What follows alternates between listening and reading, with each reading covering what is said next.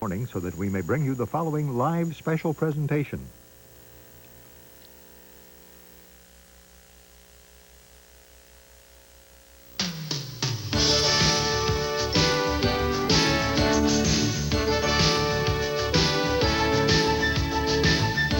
Live from Troy, Ohio, Television 7 is proud to present coverage of the Troy Strawberry Festival Parade. Brought to you by Upper Valley Medical Center and by Spring Hill Nurseries, Chip City, only 15 minutes from downtown Dayton.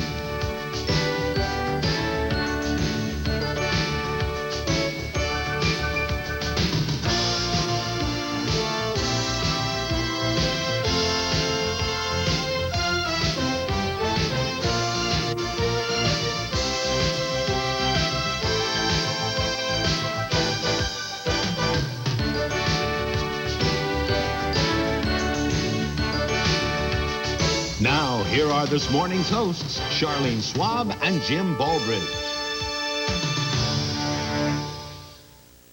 Good morning and welcome to a magic weekend in Troy, Ohio, the 1990 Strawberry Festival. I'm Jim Baldridge. Charlene Schwab is here to kind of guide us all through this great weekend, at least the next couple of hours of parade. Good morning, Charlene. Good morning, Jim, and welcome to Troy. Well, it's good to be here. Behind us, you can see Troy Central Fountain, and preparations are being finalized now. We're minutes away from the beginning of the 1990 Troy Strawberry Festival Parade. Always a great parade. This year, how many units, Charlene? There must be over 100. Around 195 units this morning. It's going to be a full morning. It's a great parade. It's a great time up here. There's a lot more going on up here this weekend than just the parade. As most of you know, all kinds of activities which really began last night. Yes, well, they technically, did. I guess they began in the weeks, even months ago, to lead up to It really this, Charlene. began with the Queen's Pageant the last weekend in April. We started then and proceeded to fill the month with all kinds of strawberry activities. And we'll be showing you many of those activities that have already gone on during the next couple of hours, in addition to bringing you the parade live from Troy, Ohio.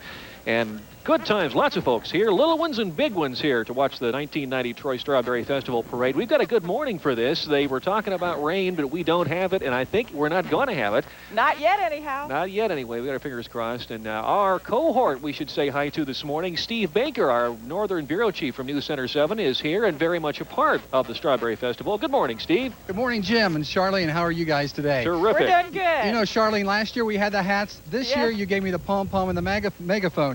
I said I wanted a great American strawberry milkshake. I'm sorry, Steve. That would be a good theme for the parade, wouldn't Well, you it? got a shake there, or That's a shaker. right. Well, I'll be streetside most of the morning. We'll be talking to the people that make this parade possible, that have built the floats and different topics like that. So we've got lots to tell you, lots to show you, but we'll be back with more from the Troy Strawberry Festival, the 1990 Strawberry Festival, after these commercial messages.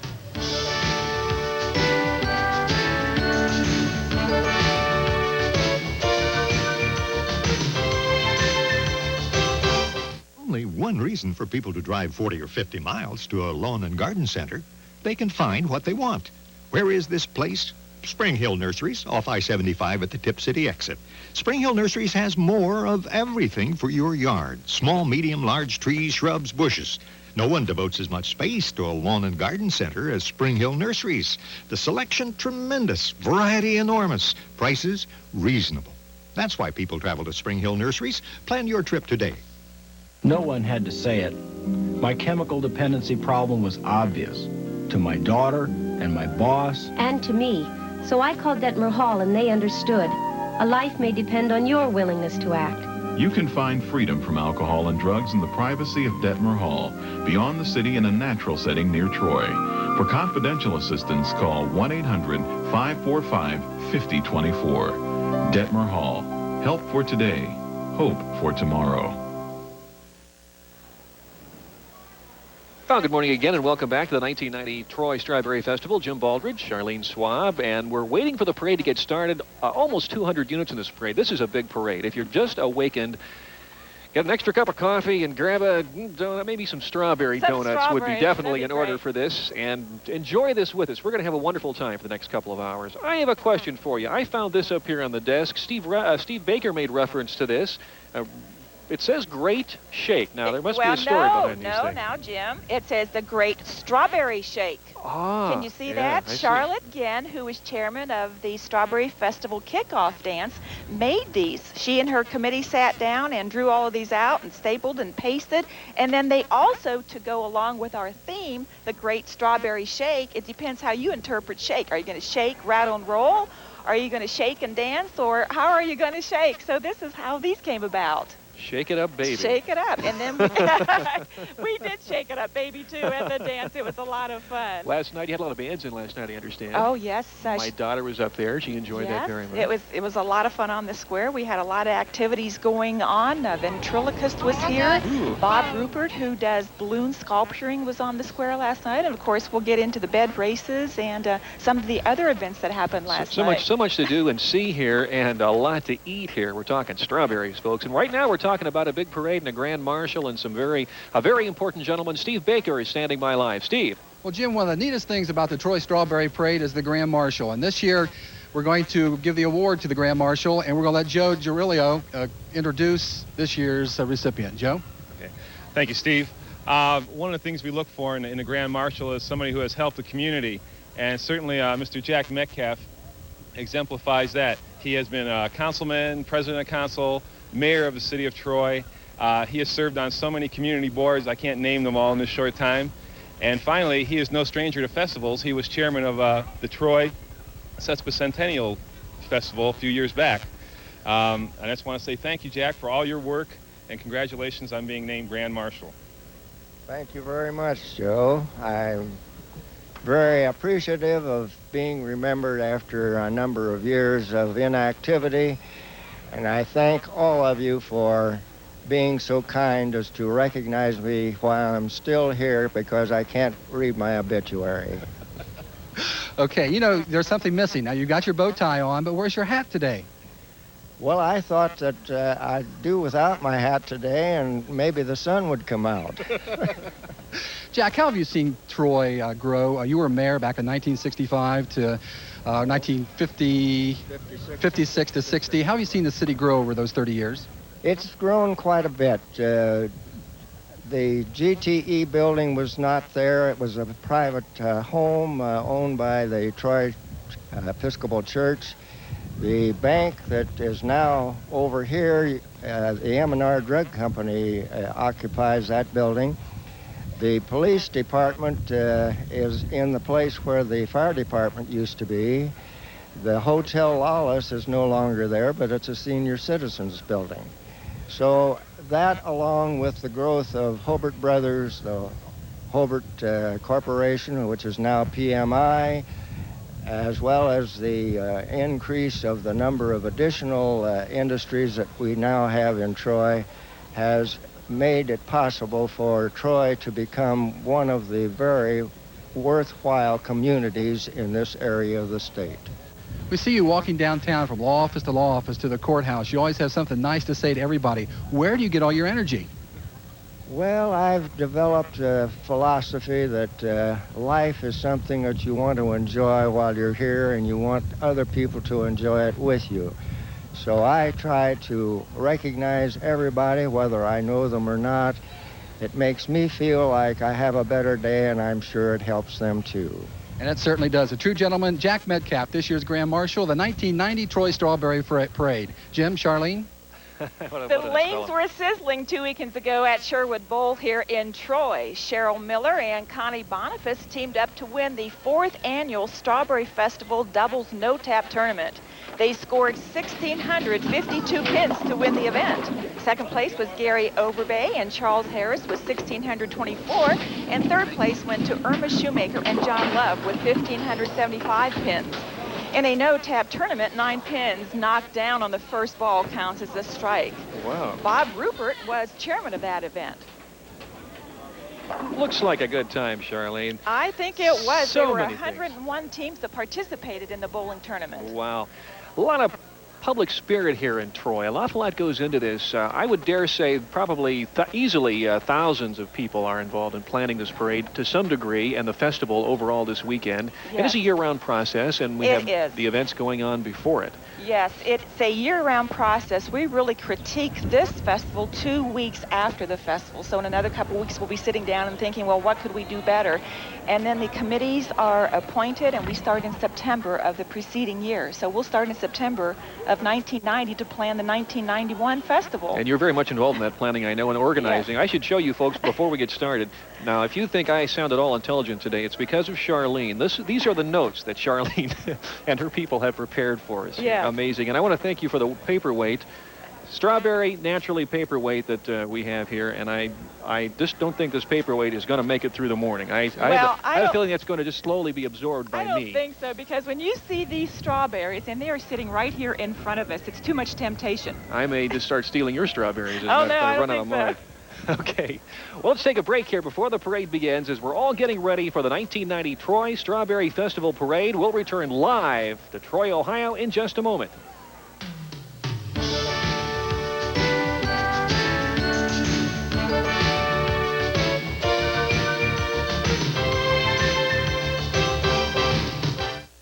We sure learned a lot in school this year. And we learned a whole lot of neat things outside of school, too. I really like going to the senior care center and visiting with all those nice people. We sent cars to sick children in the hospital. Our teachers are the best. They taught us to help one another, especially when we make mistakes. It feels like we're a big family that cares about each other. I can't wait till next year. Teaching values for a lifetime. Dayton and Northern Area Catholic Schools. Midas is coming at you with value by the truckload, announcing the biggest news to come down the road in a long time. It's Midas-sized days, and right now you can get a Midas muffler for your foreign or American car at 25% off the price of the muffler.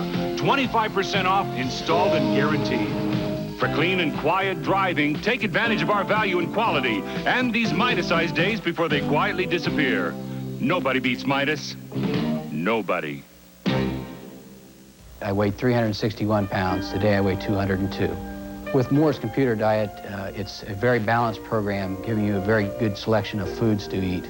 The instructors gave me the confidence and the motivation that I needed. I've lost a total of 92 pounds and have gone down 6 dress sizes with the help of Moore's Fitness World.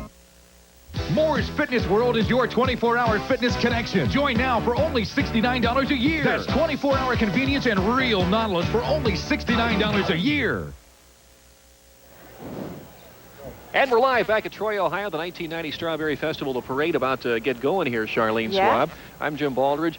When you come up this weekend, I'm not going to say if you come up because we have about 100,000 folks, and most of you are going to be up here this weekend sometime. You'll notice every year on the streets you will see berries. Strawberries. Follow the berries on the street. If you're coming in from I-75 in Route 55, Route 41, or whatever direction you're coming in to Troy, just follow the berries. Larry Wolvers, chairman of the Outdoor Graphics, wants to thank his committee for painting the 150 strawberries on the street. They came out at midnight Thursday to paint. Larry said it was because of past Outdoor Graphics chairman John Permenter that his job was easy this year. I can see that now. Excuse me, dear. I have to go paint strawberries on the street. I'll be back around 6 in the morning. Yes. No, wait a minute. Now listen to this. It said John made the strawberry metal templates, which are laid on the street. And what they do is Larry and his committee take the templates, place them on the street, and then they just fill them with red or green paint. Well, they're very well done. They look professional. Well. They are. They have red and green paint, and they look almost good enough to eat, too. Yeah, they really do. They really, really do. So many things going on here and have been going on, as we indicated, for a while. Well, the parade is a couple minutes away, but stay with us. Earlier this month, the Troy Historical Society did something very, very special and very unusual. They unveiled a new audio cassette walking tour of downtown Troy, a historic place. Steve Baker talked with the Society's Richard Schellenbarger. The Chamber of Commerce asked for it because a lot of times businessmen will come into town with their wives, and the businessmen will be in business meetings all day, and the wives have nothing to do. This is something a little extra that the wives can do. Some of them have asked for this type of thing. And I think as well it's a good means for Trojans to find out a little bit of the history of their downtown, something that they're proud of, but find out things that they didn't know. So people can check this tape out and take the tour? Yes, They can take it out. There's no charge, although we ask for a deposit to make sure that we get the player back. They're available at both the Chamber of Commerce office and the Historical Society offices in the Hayner Mansion. It starts at the Dye Building, and it takes about an hour. It walks around the downtown area, up onto the bridge to look across the bridge. There's some things about the Conservancy and the recreation facilities that we have in Troy. Interesting. Welcome back to the 1990 Troy Strawberry Festival Parade. I'm Charlene Swab with Jim Baldridge and Steve Baker. And Steve Baker is going to be talking with another Steve Kalmar, about the Hovercraft Club of America. Steve? Well, you know, the hovercraft races have been part of the Strawberry Festival now for 2 years, a big part here in the Great Miami River. Steve Kalmar is chairman of that event. Steve, let's talk about it. What are hovercraft races?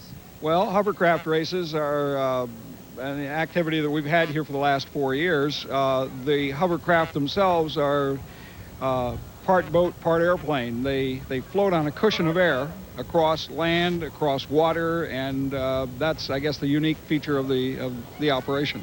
And it's an exciting race. Oh, very exciting. There are 4 ramps. Those 4 ramps, when they are part of a race sequence, you know, you have anything that can happen there. You have people that will turn around, they get turned around, they'll go sideways, they'll turn upside down, they'll do some crazy things there.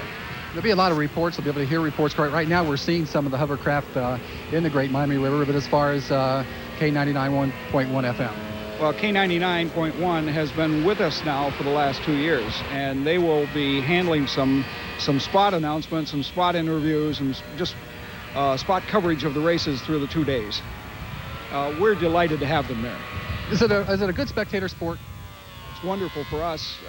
It does a great deal for the Strawberry Festival itself. You know, the crowd area gets pretty heavy during the day, and this is kind of a relief for them. They can go out and sit on the banks and watch the race and watch the action that across the face of the levee, and there's not a bad seat in the house.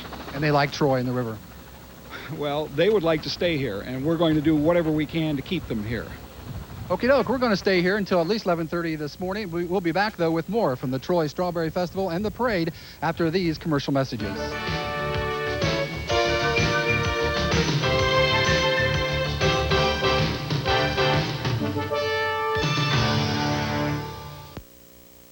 Only one reason for people to drive 40 or 50 miles to a lawn and garden center. They can find what they want. Where is this place? Spring Hill Nurseries, off I-75 at the Tip City exit. Spring Hill Nurseries has more of everything for your yard. Small, medium, large trees, shrubs, bushes. No one devotes as much space to a lawn and garden center as Spring Hill Nurseries. The selection tremendous, variety enormous, prices reasonable. That's why people travel to Spring Hill Nurseries. Plan your trip today. If I don't work, my kids don't eat. It's simple as that. That drunk driver almost took me out of the picture for good. If it wasn't for Pittler's lawyer, who's used to handling personal injury cases like mine, we'd really be hurting. He explained our rights and fought that guy's big insurance company for us. That man from Pittler knew his stuff all right, and that made things all right for this family. Call 1-800-63-PITLA. Pitla will fight for what's rightfully yours. Just minutes away from the Strawberry Festival Parade in Troy, the 1990 version of one of Ohio's finest festivals, certainly its tastiest festival. It's very tasty. These are just 2 guys. I'm not going to wait much longer for this. I can't. You go ahead. You want to eat that while I talk about something you that's talk really about helping us a yeah, lot? you do that, and I'm going to scarf up one of these Okay, strawberries. as Jim scarfs one of those strawberries, I'd like to talk a little bit about, no, I'm going to talk about the Miami County Amateur Radio Club.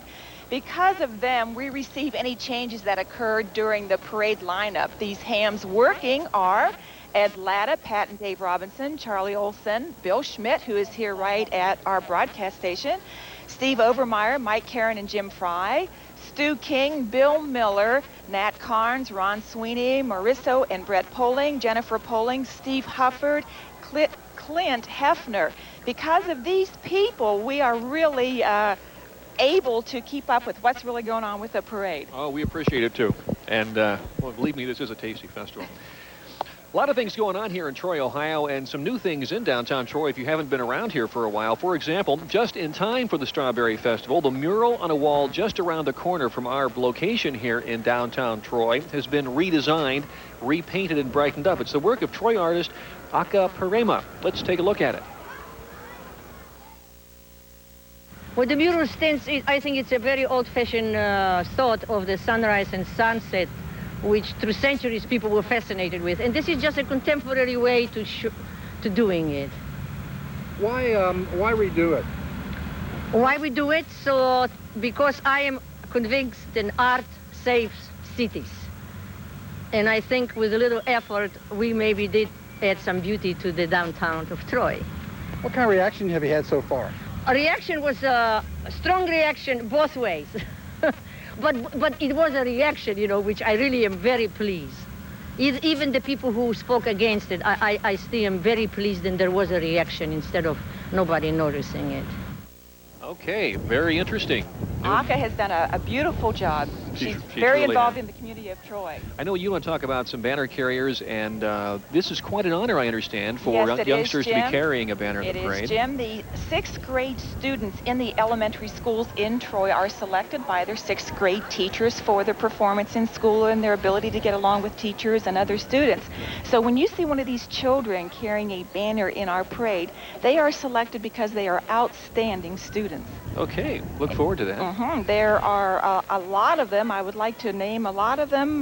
Maybe I could say just a few of them. Joe Fuller, Matthew Magrum, Jane Ellicott, Jennifer Arthur, Amy Arthur, and of course we have our Ben Hall, Sarah Hall, who are our parade chairperson's children. Naomi and Jim Hall's children are here. So this is a multi-generational festival, isn't it? It really is. The entire family gets to help out. And From of the course, youngest that's one of our themes too. It's a family affair here in Troy, Ohio. That's right. I see something you've got coming up. Well, I see the parade is just about to begin, but let me ask you about these notes I have here. The Super Cities competition, Troy Memorial Stadium, preliminaries today, 12:45. Socket is one of the contests. Yes, it is. Soccer ball kicked through a prescribed course. Okay. The sack race. Team That's members just where you opposite take legs. like a potato sack, you know, a big sack, and you put one leg. I would put my left leg in, and you put your right leg in, and then we try to jump Use a sort of across a strawberry the Olympics. Yeah, strawberry Olympics. We're having a leapfrog contest. Now, this is going to happen to what, today and tomorrow at Troy Memorial Stadium? No, just today. Just today. Sorry, just today. Oh, I see. The finals are this evening at Yes. 5:30. That's right. Preliminaries are at 12:45, and finals are at 5:30, and there are 6 teams participating in the preliminaries: Troy, Covington, Bradford, Pleasant Hill, Bethel, and Miami East. The winner. Friendly Sunday contest. You want me here? to explain that to you? Yeah. Well, I'll read it, then you explain what I've Okay, read. let Now, me listen to explain. this, folks. 30 inner tubes are placed in a pile. One team member rushes to pull out the correct letter, then runs to toss the tube over a very tall pole. When complete, the tubes must spell friendly. The ice Right. cream people who are a sponsor here. Yes, they were our very, very first sponsor years ago. They have a big and plant up here. They have a big plant here in Troy, and it's like they decided to get involved. And these inner tubes are huge. I mean, they're the big 18-wheeler inner tubes, and they're painted yellow, orange, red, and green, and they throw them all in a pile. And if I was on the team, I'd have to go hunt for my letter and take it, and then you toss it way up on top of this pole. It's unbelievable. Oh, boy. So that's going to go on this afternoon, along with a lot of other things that I know the people will enjoy seeing. Well, one thing they'll enjoy seeing, I think, is a little bit about downtown Troy. Despite the fact that downtown Troy recently lost one department store to a new shopping center, which is at the edge of Troy, downtown Troy merchants are very optimistic about the future of the central business district here. They have a plan, as Troy's Max Myers tells us. We have recently formed a committee and a corporation called Troy Main Street, Inc. And it is dedicated to the restoration and revitalization of this area that we're in right now. It's going to be a broad-based effort of improving our retail and business mix with an eye toward restoration of the heritage that we have here in the downtown area. You're looking for a manager. Would you compare this to a mall manager? Right. We are in the process now of finalizing a decision on a project manager for the downtown. That person will coordinate all of the efforts of the official board as well as many volunteers to bring together all the diverse groups that impact the downtown. We recognize that downtown Troy will never again be the retail center of the community, but we do feel that the downtown can and will be the cultural center of our community. And we're live again from the Troy Strawberry Festival with some folks who are very special to everyone in Troy, I think. Certainly good friends of mine and very much involved in an activity that Channel 7 is also doing today live, the Children's Miracle Network Telethon. Tom and Pat Robinson are here, and they've been very, very helpful in the Ruth Lyons Children's Christmas Fund, which Channel 7 is very much involved in. Can you tell us a little bit of what's happened? I know some of the answers because I was involved in one thing I'm very proud of, involving a van up here, Tom. Well, right now with the telethon, we're very interested in the cancer research, and so the Ruth Lyons Christmas Fund is funneling some cash dollars out of Cincinnati back up to the telethon to try to entice people to come along and give us $1 or $2 all along to the telethon. I have to tell you, appreciate a donation. I had to tell you, if it hadn't been for Tom and Pat's urgings, Channel 7 might not now be part of the Ruth Lyons Children's Christmas Fund, and helping to bring, as Tom indicated, some of that money back up here. It was the part of the Dayton area and Troy area years ago, and now it's back. That's right, Jim, and the people have really been supportive. It was, people had a lot of questions. Was the fund still alive? Was it going to do anything?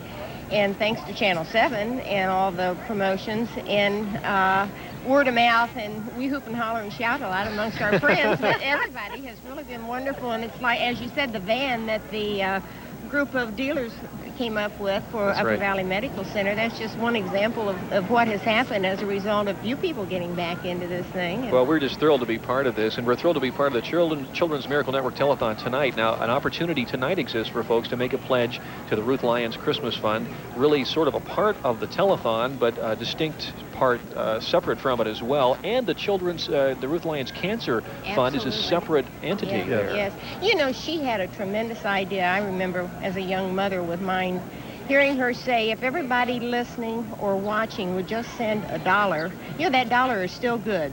That's right. This many years ago, if they would do that with the population that we have in our area, look what it could do. $1 and a 25-cent stamp, yeah, there and about you go. 3 minutes to address the envelope. Yes. Post Office Box 1206, Dayton, Ohio. That's the address, and help out the kids in our area. We were so pleased to be able to bring toys and decorations and a few other things, a television set here and there, and a VCR. Right. Not to mention that van, which is working up here to move kids among the hospitals to help them get the treatment that perhaps is not in the hospital they're staying at, but is available in a nearby hospital. Oh, that medical center in Dayton, we were there for 2.5 hours yesterday. That's tremendous. It is tremendous. I wish everyone had that opportunity that we had to see all the various departments, and they put a lot of thought in it. The first concern is the sick child, but the second concern would involve all the family too, and they have amenities for everybody. They even have room service now. Well, until you've had an experience where you've had a sick child, and I'm sure every parent has worried about this possibility, and it becomes a very real possibility when a child's ill that you'll be in this situation, and many thousands are, and it's, well, we're all, I know I speak for you folks in just being proud as can be to be part of this. We hope it's a big success. It will be. I'll be talking to you folks from Children's Medical Center tomorrow morning.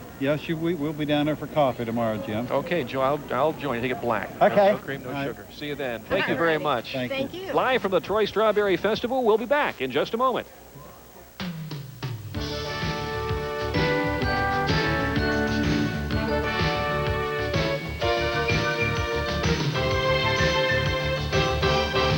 It wasn't a secret after all. My own children knew what I couldn't admit. My drinking was out of control. The people at Detmer Hall understood, and the quiet privacy helped me find the strength to be free of alcohol and drugs. You can find the solution in the tranquility of Detmer Hall, beyond the city in a natural setting near Troy. For confidential assistance, call 1-800-545-5024. Detmer Hall. Help for today, hope for tomorrow. Why should you go to Loop Isuzu? For the truck of it, for the fun of it, for the versatility of it, for the cost of it, for the sport of it, for the pick of it, or just for the heck of it. For all those reasons, you should go to Loop Isuzu. For the ease of it, just off I-675 Exit 4 Loop Road across from Ball Chevrolet. Like Joe Isuzu says, would I lie to you? Loop Isuzu, for the good sense of it. Just one of the thousands of participants in the Troy Strawberry Festival 1990 waving to us. Good morning. Live from Troy, Ohio, I'm Jim Baldridge with Charlene Schwab and Steve Baker bringing you the 1990 Strawberry Festival Parade. Pleased to be part of this, and everyone's having a good time, including that young man there. Behind us, you see the Troy Fountain. The festival parade is just about to begin. In the distance, we can just see the first units of the almost 200 in this 1990 Troy Strawberry Festival Parade. I'd like you to be alerted to one thing. We are expecting a CBS News special report on the movement of President Bush and President Gorbachev from Washington to Camp David. That'll be coming up in just a couple of moments, we understand. So when we cut away there, we'll be gone just a few minutes and then back with more live coverage of the parade, Charlene. Yes, we will. How many people do you expect are here this weekend, Charlene Schwab? This weekend, you know, they estimate that around 150,000 people will come to Troy this weekend. And how we did that, we had an aerial view of the levee and of the main access into the levee, the festival site, and we counted heads, and that's how we came up with that.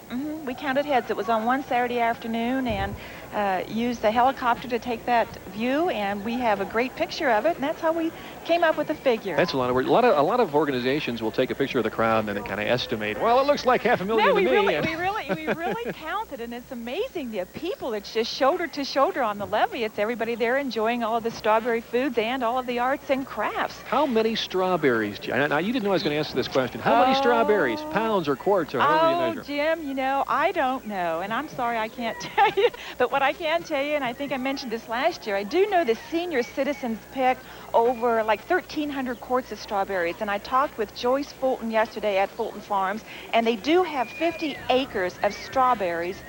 And almost all of those strawberries are picked for this festival. And so that's the best I can give you. I don't know got, how many pounds. So we have good, fresh Ohio strawberries. Oh, we do, and they are really good this year because of the amount of rain. Everybody said, well, the strawberries are going to be ruined, but they're really good because the sun didn't bleach the berries out. And the taste is fantastic. Two things Ohio produces extremely well. For some reason, the chemistry, the sun, the climate, whatever. Great strawberries and great tomatoes. And corn. Oh, you can't forget that Silver Queen corn, too. Oh, yes, yes. Well, it's showtime. The parade is underway. The first unit, of course, police officers leading the way. Really ceremonially making sure the crowd is out of the way because the crowd here of perhaps 100,000 has been waiting patiently along the sides of the parade route through the middle of downtown Troy now for well over an hour and a half. I've been here a good well over an hour, and we had a big crowd when I got here. Yes, we did. There are a lot of people that line the street, and of course what we're seeing now is the 1994 LTD Troy police cruiser, and it's driven by Sergeant G.L. Cantor, and Chief Bill Frank is his passenger. And then just behind him, the sheriff's vehicle, Miami County Sheriff's car, Sheriff Charles Cox, and he's driven by Chief Deputy Charles Price. Another car yet, driven by D. Morton, Sheriff Cox's secretary, with Juvenile Officer Phil Schaefer, and McGruff the dog in there somewhere, who likes to take a big bite out of crime. He's in a 1957 T-Bird. Beautiful vehicle, beautiful car.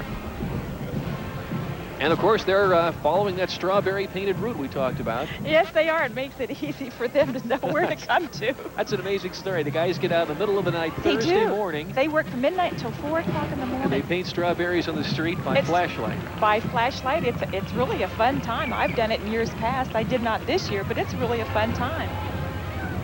And there goes McGruff, part of the Montgomery, the Miami County Sheriff's display here.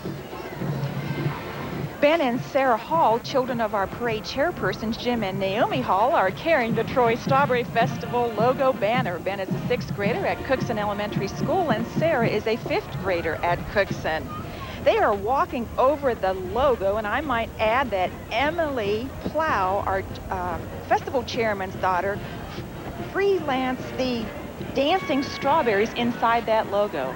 Is that right? She did that. She was part of that crew that came out at midnight. Look at those dancing strawberries, drinking strawberry shakes.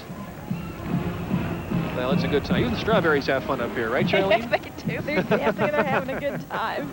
Kettering Memorial VFW Post 9927, the color guard. Dave Turner is commander of the men's color guard, while Betty Young is president of the ladies auxiliary.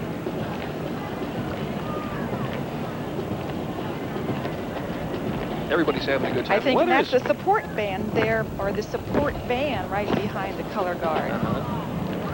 We haven't had any rain.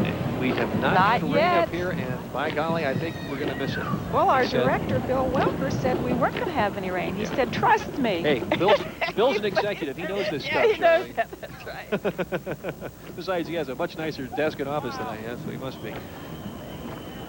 The Grand Marshal car is coming up. It's in the distance behind the color guard. I still love those strawberries painted on the road. What happens after the Strawberry Festival? Do those guys have to go back out at 2 in the morning and get rid of the strawberry painting? Say that again? What happens after the after the festival? Did you say, Did these folks say, well, we have to go back out in the middle of the night, we're going to work all night long, and we're going to take those strawberry decals and logos off the streets? We leave them on just as long. Sometimes they'll stay on for a year, and it's really colorful. When people come to visit us throughout the year, they say, what are those strawberries about? Is that ever a leading line? Well, there goes Jack Metcalf coming by our booth now. Jack's the Troy Strawberry Festival Grand Marshal. We talked to him, Steve Baker talked to him a few minutes ago here on our live broadcast. Mr. Metcalf started his career at Hobart Manufacturing Company in 1929 and retired 44 years later. While at Hobart, he was company treasurer, sales manager, and national service manager of the Kitchen Aid Division. Mr. Metcalf was elected to Troy City Council in 1948, served as president from 1952 to 1956, and then was Troy's mayor until 1960. He spent most of his retirement time at the Miami County Courthouse filing documents. You see, he works part-time for the law firm of Foss, Falco, McCarthy, and Harrelson. His wife, Harriet, had a stroke a number of years ago, so Mr. Metcalf assists in most household chores. Mr. O.S. Jack Metcalf, the 1990 Grand Marshal. What a nice fellow. What a good outlook on life he has.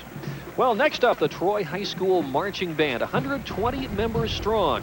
The marching band from Troy under the direction of Don Ryder with assistants Mike Gallahue and Jeff Runge.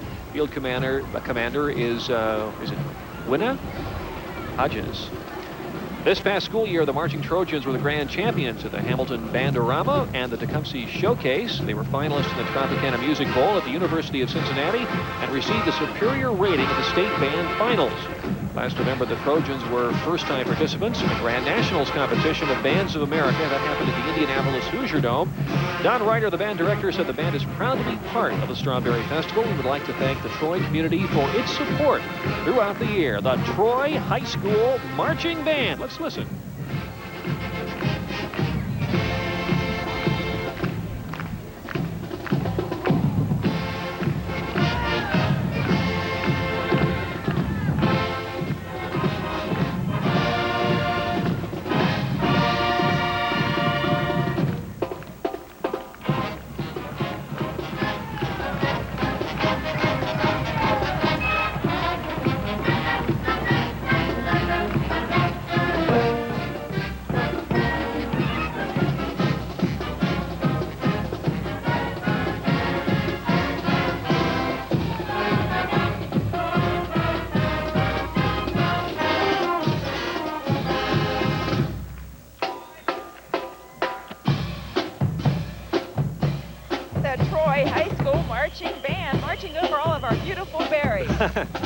Nothing feels like a parade more than I love it. You know, and from where we are, when you're at the parade and not watching on TV, you can actually feel the band going by. You can feel it. The vibes are wonderful here. The 1990 Troy Strawberry Festival chairmen are in these two cars. Dan Plow is this year's Troy Strawberry Festival chairman. Dan and his family moved to Troy in 1977. In 1979, he became involved with the festival. He's been employed by Hobart Brothers for 13 years now, presently managing an engineering department. Dan is a member of the National Electrical Manufacturers Association Technical Committee, the Underwriters Laboratory Advisory Council, the Institute of Electrical and Electronics Engineers, the American Management Association, and Dan Plow is a professional engineer registered in the state of Ohio. His wife Louise, who's also active with the festival, is in the car with him, and his two daughters are Karen and Emily. And by the way, today is Emily's 15th birthday. Happy birthday, Emily! Now the folks on horseback from Dayton, Ohio. The city of Dayton reintroduced the concept of using horses as a means of police patrol in June 1989. Horses had not been used in the city for police work since 1914 when they were phased out because of motorcycles. The primary duty of this 9-member unit is to patrol the Central Business District in downtown Dayton. The unit members are Sergeant Bruce Burt, Officer Scott Stimmel, Steve Holland, Di Ramone, Timothy Zimmer, Kenneth Soward, Rick Shiverdecker, Vanetta Nugent, and Mark Ecton. And we're glad to have these folks up here horsing around at the Troy Strawberry Festival. And now the 1990 Troy Strawberry Festival queen, Nicole Burton. Nicole is a senior at Piqua High School. And in 1983, Nicole won the preteen Sunburst Beauty Pageant, and this past fall was named one of the 20 semifinalists in the Miss Teen Ohio USA pageant. Nicole's the daughter of Mrs. Dorothea Burton of Piqua and Mr. Warren Burton of Columbus. She will attend Botter Fashion College in Atlanta and study fashion merchandising. On the court, our first runner-up, Kristen Scudder, a junior at Tippecanoe High School. Second runner-up, Mandy Johnson, a junior at Miami East. Third runner-up, Kendrick Carpenter, a junior at Bethel High School. And fourth runner-up, Casey Cisco, a senior at Piqua High School.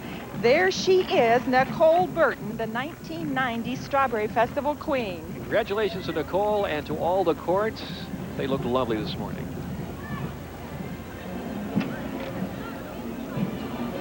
Okay, well, Steve Baker is with the mayor once again. Hi, Steve. Hello, Jim. Mayor Doug Campbell, a new hat and or no hat and a new shirt. Right, Steve. No hat this year. That was last year. It's a great shake this year, and they're shaking away here.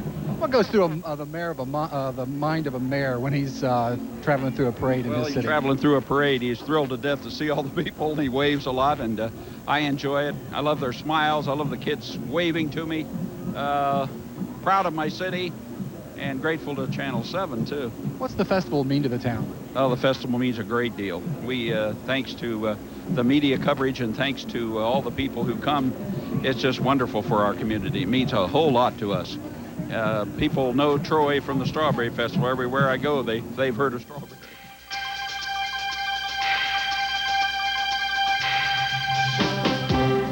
This CBS News special report is part of our continuing coverage of the American Summit. From Washington, here is Bob Schieffer.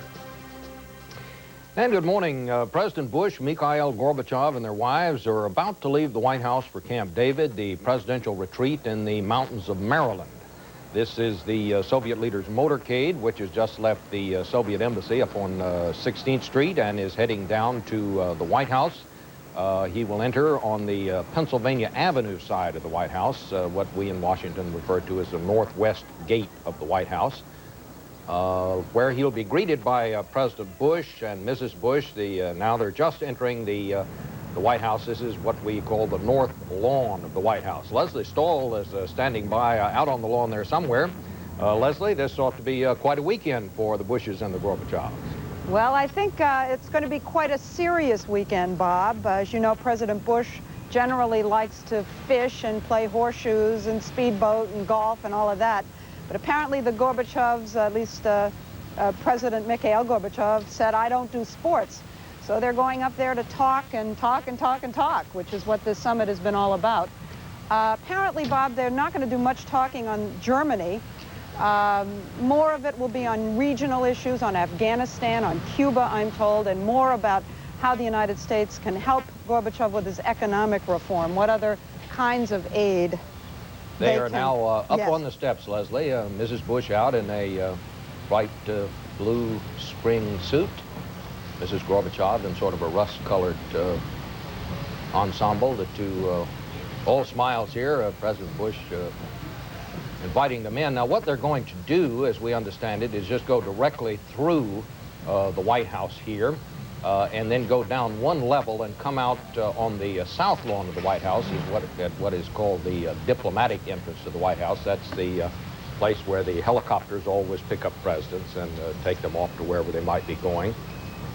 So, Leslie, you say you do not expect them to talk about Germany, and in a sense, that's a bit surprising because all of the pre-summit fanfare, Gorbachev in Ottawa talking about Germany, there was much talk about it here in Washington, but somehow it's sort of been put aside, hasn't it? Well, they talked about it in the beginning, and I guess they've agreed basically to disagree. Mr. Gorbachev came out and said there was progress, but U.S. officials say there really hasn't been much progress.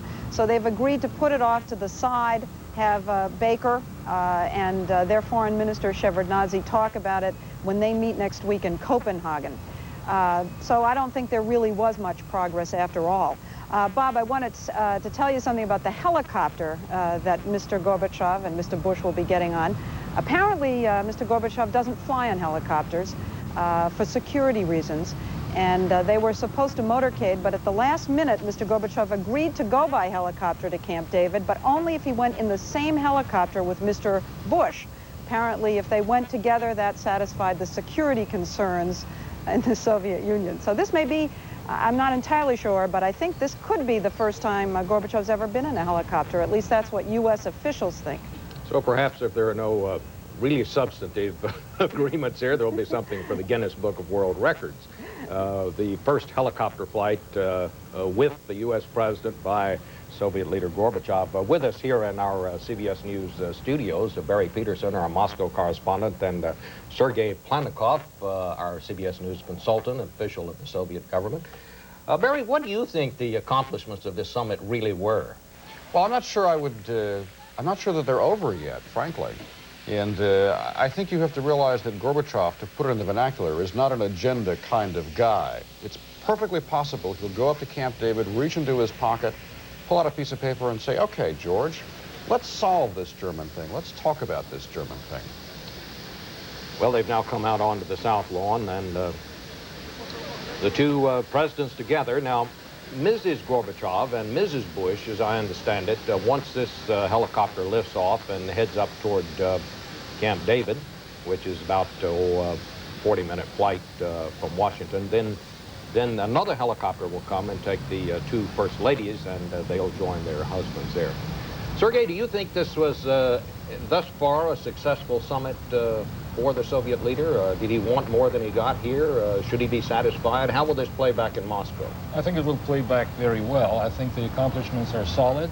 I think the way the summit has gone confirms that the Soviet-American relations are in a new phase. I think there's solid accomplishment in having a trade and economic agreement, which will help increase not only Soviet-American trade, but East-West trade in general, and will be helpful in pursuing economic reform in the Soviet Union. And I think there are important agreements in the arms control area which will also strengthen the sense of security in the Soviet Union in this post-Cold War world.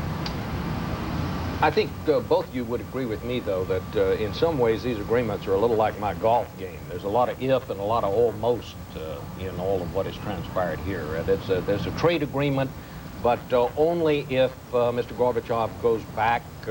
This is a picture, by the way, from the top of the Washington Monument with a very powerful lens, the Washington Monument on one side of the helicopter, of course, and the White House in a direct line just to the other side. But getting back to these agreements as we watch this helicopter take off, a trade agreement, but only if Mr. Gorbachev is able to go back and put into law a liberalization of immigration policies, only if the U.S. Congress somehow can find some way to not have such a strong disagreement about Lithuania, it seems to me.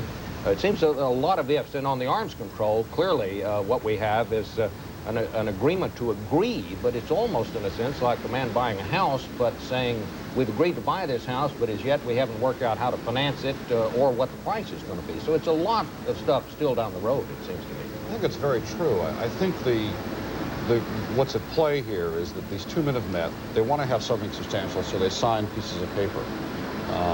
But the real payoff is going to have to come later. There is no START treaty. There is no trade treaty as Gorbachev wants it with most favored nation status. But I think Gorbachev goes home with the sense, and we can certainly ask Sergei about this, that if he didn't get exactly what he wanted this time, it's in the pipeline. It's coming his direction. I think we're talking about long-term things here. The START agreement is a very substantial undertaking in arms control. We're talking about eliminating 30% of strategic defensive missiles. The negotiations have gone on for a long time, and we are on the way to completion of the agreement. So it's not just a piece of paper that was signed yesterday in the White House. It's an important policy document which will help finalize the process. Of course, these stunning pictures as we watch the big helicopter, Marine One, always called Marine One when the President of the United States is aboard, just as any aircraft with the President on board is called Air Force One, lifts off from the south lawn of the White House on really just a beautiful spring day here in Washington. They will take a little tour of the monuments of Washington before turning right, what amounts to a right turn, and going up the Potomac River and heading on toward Camp David, which Leslie was talking about just a minute ago, about some of the White House aides were asking the Soviet officials what kind of sports the President of the Soviet Union liked, and they were told that that Mr. Gorbachev is not a golf shirt kind of guy. I think that was their phrase. So this is going to be, as Leslie was saying, a weekend of serious discussion. Leslie, what would you think, Leslie, will be the topics they're most likely to talk about? Well, we're told from the American side that it'll be the regional issues and more economics. One of the things that officials are telling us, Bob, is that Mr. Gorbachev's political weakness back home has been a major factor here. Mr. Gorbachev appealed in a very personal way to George Bush on the trade issue 3 different times, pulled him aside in one-on-ones, and came very close to begging him for the trade agreement. And there's Mrs. Bush, the helicopter that Mrs. Bush and Mrs. Gorbachev will be taking when they go up to Camp David. But anyway, Mr. Gorbachev appealed to George Bush in a personal way, and Mr. Bush gave in to that personal appeal by agreeing to de-link Lithuania from the trade treaty. He had told us that it would be difficult for him to agree to sign the trade treaty without a move on Lithuania, and there has been none. The other thing we were told was that the military has been keeping a very close eye on Gorbachev, making sure he doesn't make any concessions in those arms control treaties, and that may be one reason there was very little movement here on both the START treaty and the conventional arms treaty. All right, Leslie, we are now seeing the helicopter that will take the 2 first ladies to Camp David, setting down on the south lawn of the White House. There is another story that we want to tell you about this morning. Rex Harrison, the British actor, died overnight at his home in New York City. He was 82 years old. He had been suffering from pancreatic cancer. He won an Oscar for his portrayal of Professor Henry Higgins in the film version of My Fair Lady. Despite his illness, he was appearing on Broadway as recently as 6 weeks ago in The Circle. Rex Harrison dead today at the age of 82.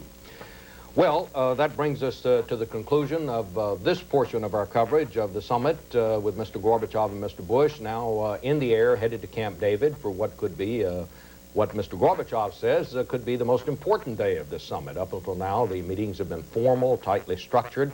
Today, the atmosphere will be relaxed. There will be plenty of time for a freewheeling discussion.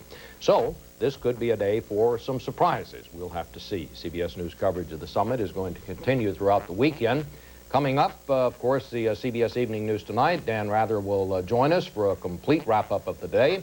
Tomorrow morning, we'll have live coverage of the Bush-Gorbachev Joint News Conference, and on Monday, we'll bring you Mr. Gorbachev's speech at Stanford University, and later in the day, Dan Rather will anchor the CBS Evening News from San Francisco.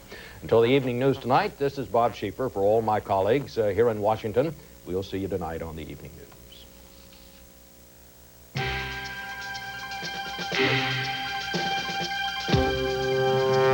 The American Summit has been a CBS News special report.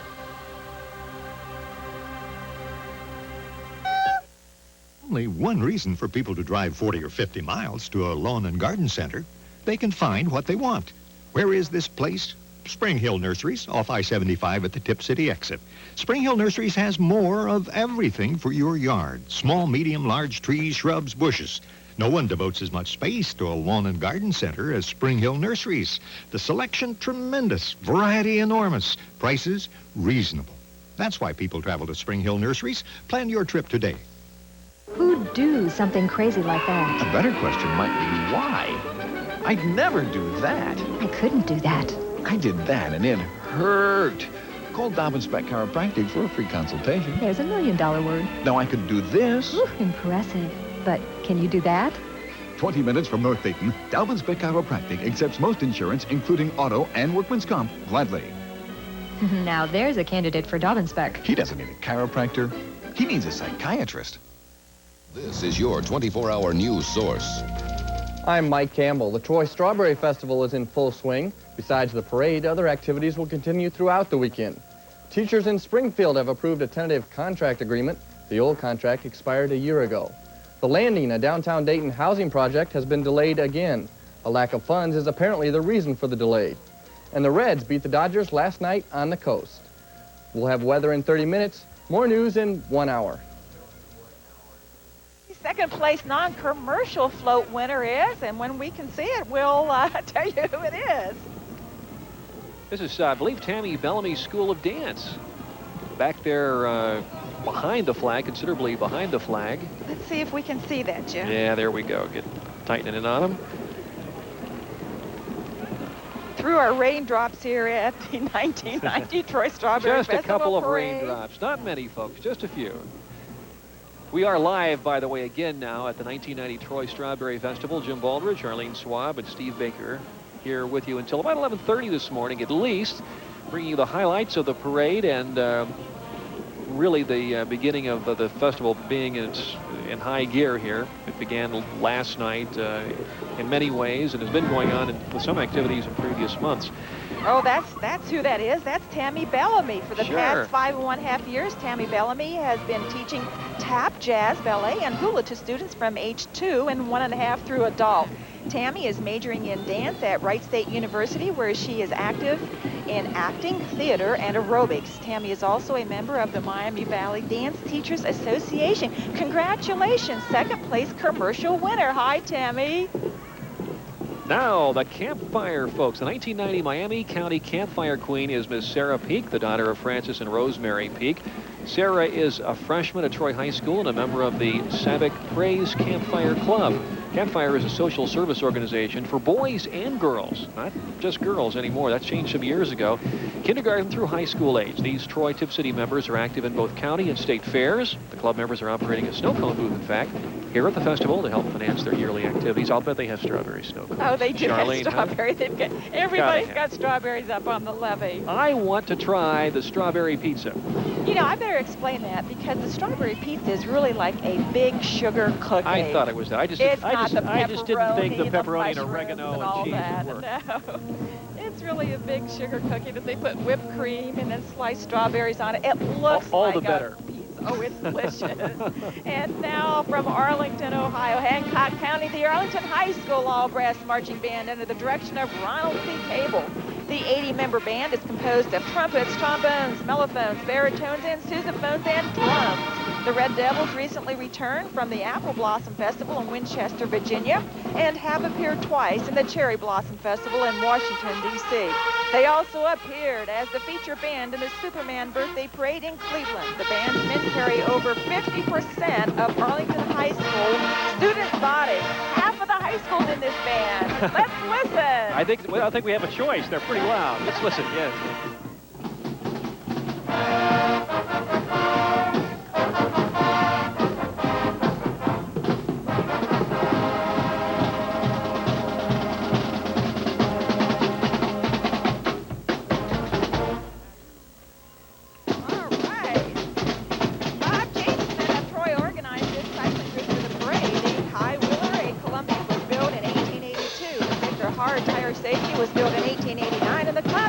Built in 1952 as a Columbia balloon tire. A bike is considered an antique if it was built around the turn of the century. A classic bike was built during the 30s, 40s, and 50s, and a contemporary is a modern-day bicycle. That one looked like my early 50s model Schwinn, the balloon tires. We've got to be the same age. I had one of those, too. Oh, Troy, Miami East Neighborhood Girl Scouts. The Troy Miami East Girl Scouts consist of approximately 600 girls from kindergarten through the 12th grade. Local community projects include a mitten tree, helping a few shelter residents, having a sweatshirt drive. We saw that on Television 7 a couple weeks ago, working at the children's area and the rock and rest area at the festival this weekend. Now, wasn't Steve Baker involved with that sweatshirt drive? Oh, somehow? he's always involved, in everything. You know, it says Baker and Troy belong together. That's true. I think so, because he's involved in everything. Look at all these girls out there. Well, they're having a good time. I don't think the raindrops are bothering them at all. Looks like they're enjoying them. The 1990 Troy Strawberry Festival Parade. And now we have, I think that's a Mr. and Miss, let's see, Miami County Fair King and Queen. That's who that was. Bridget Cadell is the 1989 Miami County Fair Queen, and King is Dave Kress. Bridget is the daughter of Kirk and Maureen Cadell of Pleasant Hill. She's a 1990 Newton High School graduate, a member of 4-H, Junior Fair Board, Newton's Band and Choir, and pitched softball for Newton, where she had 123 strikeouts. Wow. Bridget is first runner-up of the Miami County Junior Men's, a state FFA officer, and will study agriculture communications at Ohio State.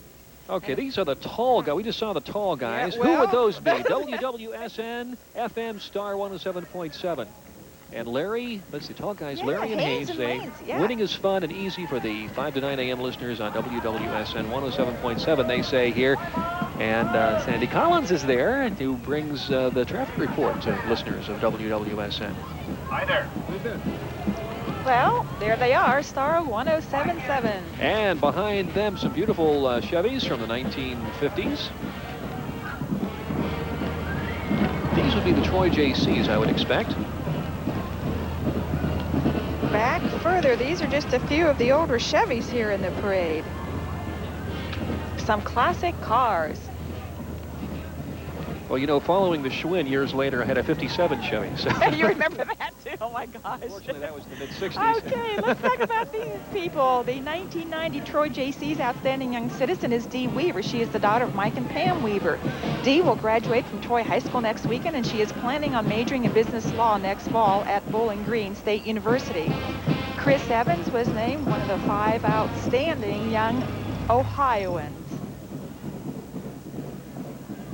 Some more classic cars here. Franklin Lodge number 14, the Free and Accepted Mason, is one of the oldest fraternal organizations in Miami County. The organization began in 1812 here. It was chartered by the Grand Lodge of Ohio in 1815. The present presiding master is Douglas Kessler, and the lodge secretary is Roy Bitzo. Now, another parade unit winner, first place youth, Scouts. Scout Pack 50 from Casstown. Scouts Shake Up the World is the theme of this float built by Pack 50. Boys ages 7 to 12 built the float with a little help from their adult friends. And they're having a good time.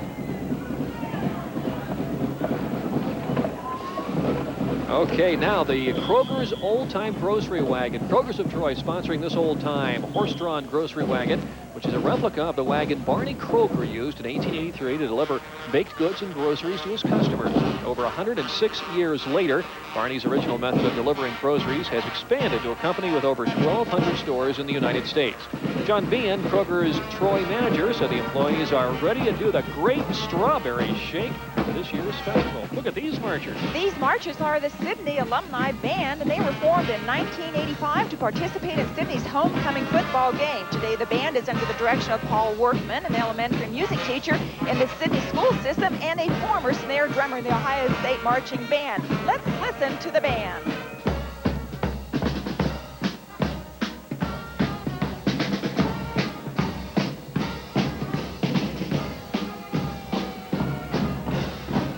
Approximately 40 Miami Valley girls are members of the Twirling Indians Baton Corps. The twirling leader is a Newton local 7th grader, Tracy Neff. Margaret Brown of Troy and Judy Benson of Pleasant Hill are the instructors.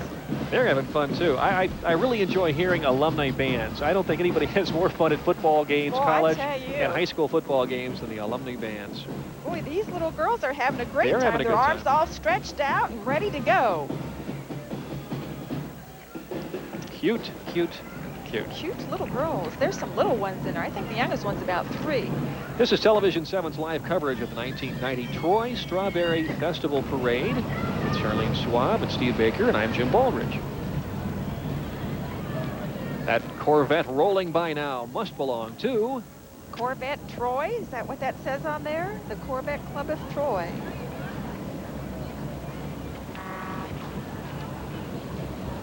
Corvette Troy was founded in 1967 by 10 Troy Corvette owners who wish to form a social and competitive club. More than 150 members throughout the Miami Valley area participate in parades, rallies, autocross, that should be something to see in a Corvette, tours, and conventions nationwide. Beautiful cars.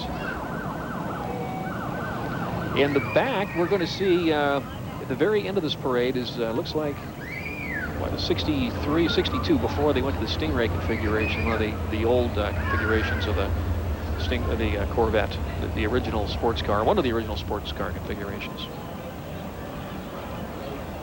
Anytime we need a car to drive a celebrity in or a queen or whatever throughout the area, we can always count on the Corvette owners to assist us. They're always willing to drive in parades for us, and we appreciate all of their cooperation. In fact, I think they gave me a ride in this parade years ago. Years ago, they probably did. They've been with us a long, long time. There's the classic design Corvette I was talking about. That's a beautiful, beautiful automobile.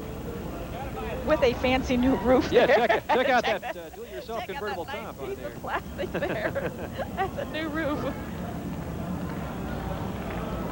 First place Festival Floats Division. Let's see who these people are. And then again, the children from the 6th grade in the Troy Elementary Schools carrying the banner. I see some ladies with cowboy hats and a rifle in her hand. That's got to be Miss Annie Oakley. Melissa Bright from Arcanum. She's the 1989 Miss Annie Oakley. She's a sophomore at Kettering College of Medical Arts. She wants to invite everyone to attend Annie Oakley Days in Greenville this July 27th through the 29th. The square dancers are members of the Hoosier Square Dance Club. Annie Oakley Days is another of the really great festivals. We have great parties on weekends here in the Miami Valley. It's like there are so many festivals you can entertain yourself from early spring through late fall. That's what summer's all about here in the Dayton area. Listen to this music. Makes you want to get up and shake a little, Jim. Go ahead, Charlene. I'll hold the fort here.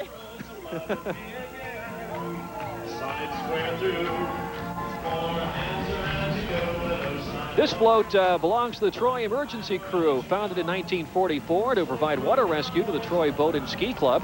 More than 30 volunteer members are trained in first aid and either are state-certified emergency medical technicians or they are paramedics. The emergency crew provides medical assistance to the Miami County Fair, Hobart Arena, the Troy schools. There's a shot for you. Kenworthy Motocross, hospital transports, the Strawberry Festival. Crew chief is Larry Shaw. Assistant chief is Bill Sims. And they would like to thank Good Samaritan Hospital and the Upper Valley Medical Center for use of the mini response units. The Troy Skating Club has been promoting figure skating in Troy since 1952. The antique John Deere tractor pulling the float was restored and is driven by Jim Jenkins of Centerville. And this is one organization that will not be performing this weekend in Troy. Well, no, they might. Well, I guess they could. They could perform on roller skates, I guess, but no, there'll be no ice.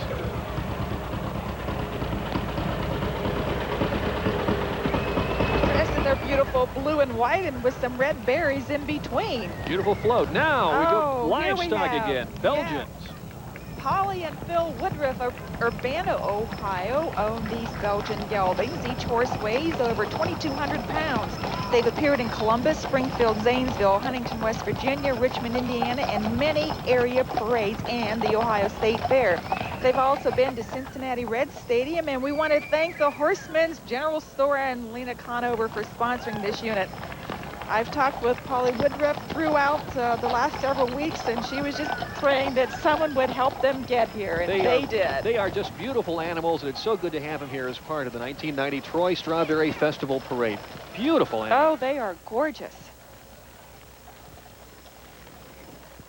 Well, next unit up, following the, there's some folks watching the parade with an umbrella or two. Oh, that's our Rhonda Swallow there underneath the red umbrella, and our first runner-up there. Oh, okay. They're back in that is indeed the reviewing stand. Now, Cub Scouts and Webelos and Tiger Cubs pack 27 Cub Scouts. Boys in grades 1 through 5 at Cookson Elementary School. The Cub Master is Cindy Camugis. All right. Leaders are Mike Urbine, who's a Webelo in Den 5, Jim Vody, Webelo in Den 4, Pat Walters, Cub Scout Den 1, Deb Myers, Cub Scout Den 3, and Den Chief is Charles Schwab.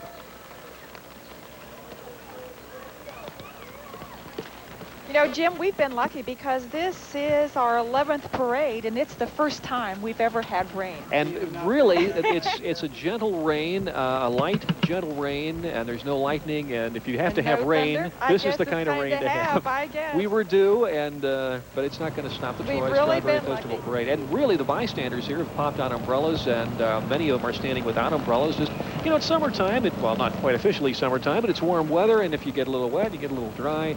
It's no big deal. I played golf on Memorial Day, and it poured all day. I played golf on Saturday before it rained all day, so I'm used to all this water. Well, now Neil Zimmer is here as part of the Troy Strawberry Festival Parade. State Senator Zimmer represents the 5th district in Ohio, comprised of Montgomery, Miami, and Darke counties. He's lives in the Dayton area nearly all his life. He's a graduate of the Dayton Public Schools and Denison University. Miami County's Right to Life Society next in the 1990 Troy Strawberry Festival Parade. It's located in downtown Troy at 3 South Plum. They're an educational and service society affiliated with the Ohio Right to Life Society, and they're a member of Hospice, Miami County Association for Retarded Children, Dayton North Women's Center, and the Family Abuse Shelter. The Darke County Steam Threshers Association 34th Annual Reunion will be July the 4th through the 8th at Darke County Fairgrounds in Greenville. Now live on the parade area, in fact, live in a float, Steve Baker following the horses. Hi, Steve. Hello. Whoa, Rhonda, tell me a little bit about the Steam Threshers Association and what happens in Darke County at the fairgrounds. It's one of the biggest celebrations in Darke County besides the fair. We have 20 restored steam engines, gas engines, tractors. As you can see, horse-drawn wagon rides. We thresh, you know, the wheat loads. Just a great weekend of fun for the Darke County community. Okay, giddy up. Yeah, all right, Darke County Steam Threshers Association. And that'll be held, the reunion, the 34th, in fact, July 4th through the 8th at the Darke County Fairgrounds in Greenville. Good time. Those folks have a good time, too. Oh, they do have a good time. 20 large restored steam engines, demonstrations of threshing wheat and a sawmill and how to make shingle mills, all kinds of stuff. These folks must be the Frandale Farm from Dayton. They sure look like Clydesdales to me. Frandale Farm in Dayton brings us this 1930 Studebaker meat wagon, which was owned by the Wilson Meatpacking Company back in the early 1950s. The registered Clydesdales were bred in Dayton. The filly is just 4 weeks old. I don't see a filly this fine. I think they left her behind. Home. Yeah. I think so. On the I'm told we. Oh yes, I see her on the left side. She's hidden from us by her mom, but she's in the picture. Isn't that cute? 4 weeks old. Okay, this is the Dayton Board of Education, and according to Laura Kowalski, coordinator of the Aerospace International Group, this is the first replica of the X-30 National Aerospace plane. The X-30 construction will be coordinated by Wright-Patterson Air Force Base. I followed this bus on the way up. It really got quite a few stairs on I-75, Charlene. Oh, I know. The X-30 flies at Mach 25 or 25 times the speed of light. This replica moves at Mach .007 or about 50 miles per hour. Mach 25 times the speed of sound. Dayton Board of Education Maintenance and Transportation Departments took an off-the-road retired school bus and made this replica last January and February. 8 schools are involved in this aerospace project. They are Beaver Creek, Mad River, Kettering, Oakwood, Centerville, Fairborn, Newbrook Heights, and Dayton. Now, Little Miss America here with her umbrella popped out, trying to keep dry. Heather Yearwood is the 9-year-old daughter of Don and Nancy Yearwood of Springboro. Heather was crowned last August at Universal Studio in Hollywood. She's a professional singer, actress, and model in Ohio and New York City. Heather is the celebrity ambassador for the March of Dimes. She's a Pee Wee football cheerleader, an active member of the Girl Scouts, and an A honor student. I wonder what else she does. She does everything. She wanted to say hi to her brother Eric. Okay. She wanted us to be sure and say hi to Eric. Hi, Eric. Hi, Heather. That's got to be her mom. They do they look a alike. little bit alike, don't they? A little bit. This is certainly a fire truck, Charlene. This certainly is. we can hear it. Let's see where these folks are from. Troy Super Cities. Oh, of course. Team, yes. Here we go, Troy Super Cities. And they don't care about rain, and not for the Super Cities teams. No, sir. They like it, in fact. Troy's captain is Karen Kazmaier, and they will compete this afternoon against Covington and Bradford. And then after them, Pleasant Hill, Bethel, and Miami East will compete. That's at 12:45 this afternoon in Troy's Memorial Stadium. Not to be missed. Sea Battery 1st Battalion, the 136th Field Artillery, represents Piqua's peacetime military unit. This unit is part of a local tradition dating back about 180 years of citizen soldiers. More than 100 unit members come from the Miami Valley, as well as Columbus, Bowling Green, and Cincinnati. The unit commander is Captain Tel Jernigan. The first sergeant, Elmer Swank. The Sea Battery Family Assist Group helps the unit plan social events, and they also play a vital role should that unit ever have to be mobilized.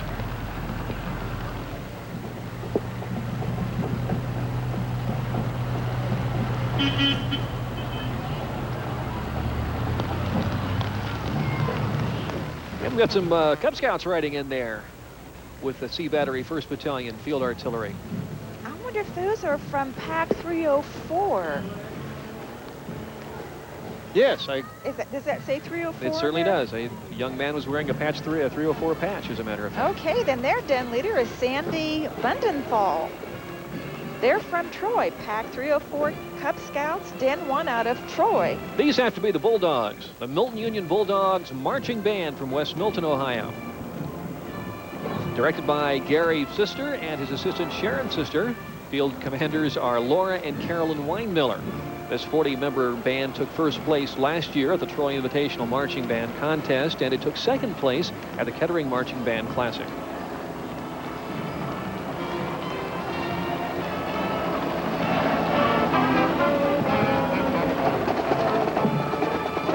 The Milton Union Bulldogs. Let's give them a listen.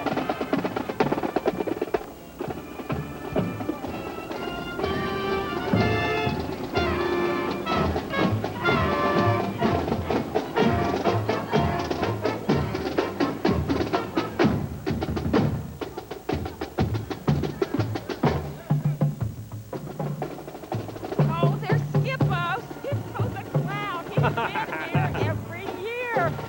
Snuck into the parade. Look. Look at him with his umbrella. Yeah, trying to pass himself off as one of those youngsters in the band. The Museum of Troy's history purpose is to collect, preserve, exhibit, and interpret artifacts and memorabilia depicting Troy's history to the present time. The museum's director is Barbara Shepard. President is Frank Basler, and board members are Loretta Laufer, Velma Schlemmer, Willis Ward, Richard Schellenbarger, Patricia Stebleton, and Dr. Morris Oxley. The Troy Museum is open this afternoon between 2 and 4 and is located at 124 East Water Street, just a few blocks east of downtown Troy. Another horse-drawn unit here. And as a very gentle rain is falling here at the 1990 Troy Strawberry Festival. Not enough to chase anyone inside. In fact, I saw Chopper 7 in the air above the parade route just a few moments ago, and had there been, if there were any turbulence in the area to speak of or any lightning, the helicopter would not be flying. We have just a gentle spring rain. It's not causing anyone any particular problems. And away we go. Second place in festival floats. Yes, Minster Oktoberfest. Let's go to Steve. He's on the float. Steve? Hey, tell me a little bit about the Oktoberfest in Minster. What's it all about? It's a lot of German heritage. It's fun, food, entertainment, a lot of free entertainment we have. We have continuous free entertainment Friday night, Saturday, and Sunday. Also, we have a very large parade on Sunday afternoon. I'm sorry. The rain is fogging the parade. Has it ever rained on your parade? Oh, yeah, sure, but we continue just like they do in Troy. Okay, how's the step? How's this go? Okay, that's it. Thank you. Okay, thank you very much, Steve Baker.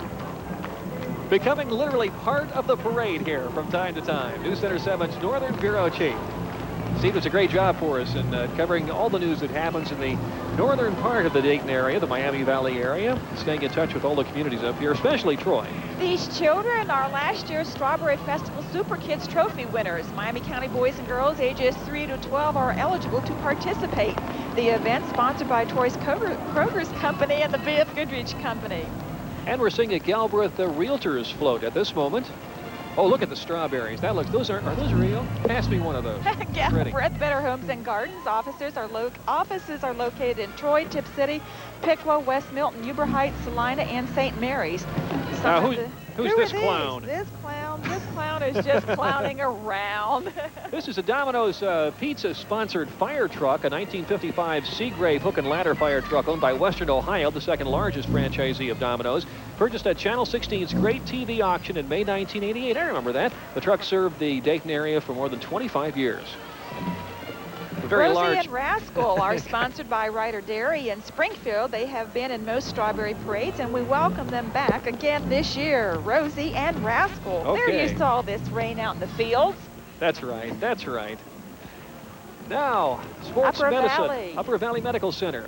The 450-bed Upper Valley Medical Center, which includes Detmer, Stoddard, and Pickering Memorial Hospitals, offers a unified healthcare system to residents in the Miami Valley area. Upper Valley operates several nursing homes and the Center for Sports Medicine at Hyatt Center in Tip City.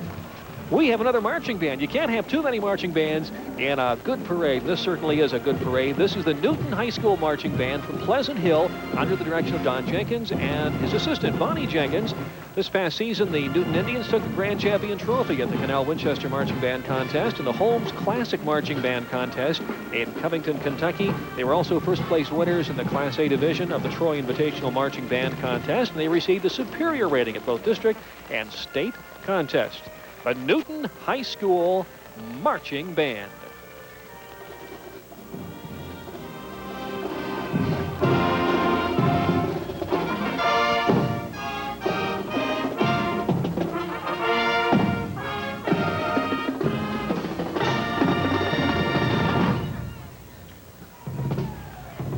Braving the elements, literally. Yes, the Newton High School Marching Band from Pleasant Hill, Ohio. At home on television, I think it looks a little bit rainier than it actually is. It's a gentle spring drizzle that's falling here in Troy. And the band played on.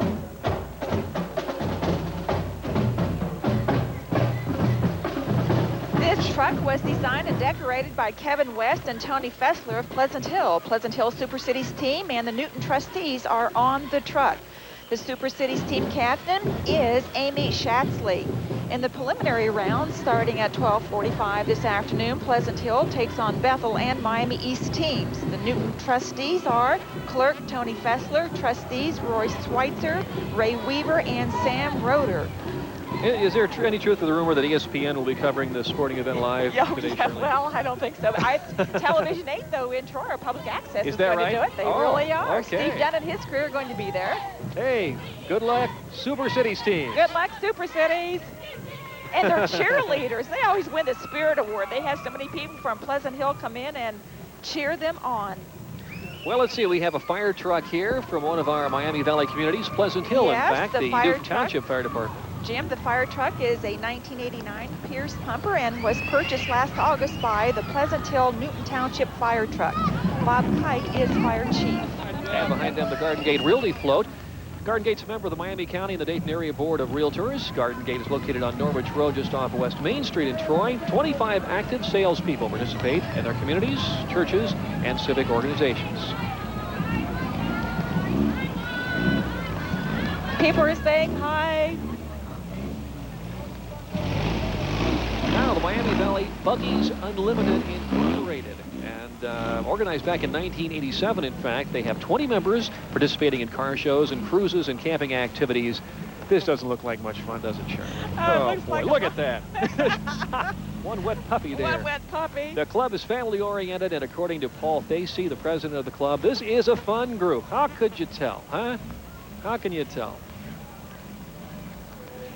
The first appearance of the Troy High School Orchestra Bluegrass Fiddlers comes at this very moment. As a matter of fact, this is the first bluegrass music for both students and teacher. Students in grades 9 through 12 participating in the parade today. Troy Music Boosters and the Troy Lumber Company are the sponsors. Glad to see some bluegrass back in the schools I'm from really time to time. excited. I used to play a violin when I was in high school. Never played bluegrass, but played the violin in the orchestra. Chas Star, the rent-to-own people, present their Clydesdale 6-horse hitch. This hitch of registered Clydesdale is owned and driven by Robert Beisner of Greenville. Oh, they are beautiful. They are. They are. Beautiful Clydesdales. Now, the Hair Raisers 4-H Club of Miami County is royalty, in fact, within their club. On May 20th at the Ohio State Rabbit Breeders Convention in Columbus, Jeff Snyder was crowned Ohio Rabbit King. Matt Darney was crowned the Duke of Rabbits, and Nick Kinder, Prince of Rabbits.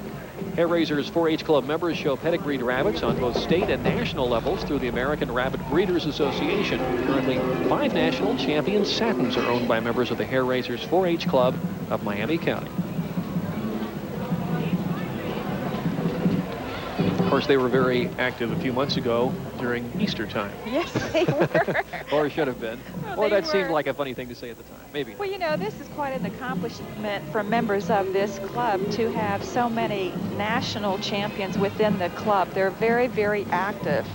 And there's a little guy with a big red strawberry on the front of him just taking a real Staying dry. serious look. Staying dry. He's having a good time. Come on, smile.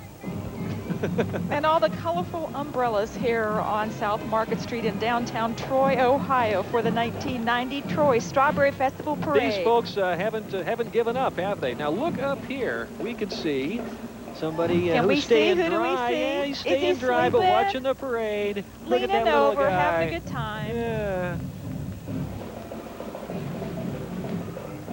And we have some more viewers. You know, nobody has left. Everybody's hanging in here. Some of them are staying drier than others, as you can see.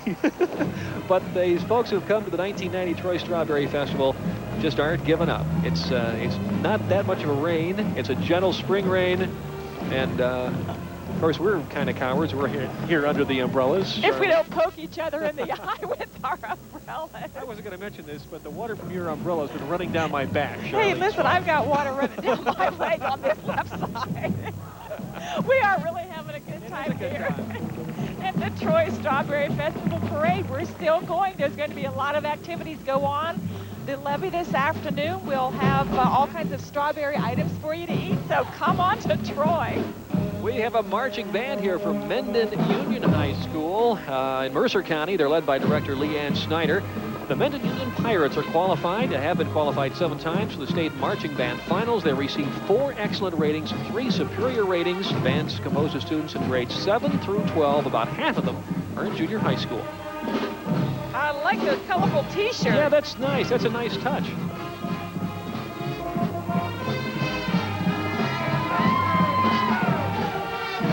They are getting down and really shaking. Barbara Ann.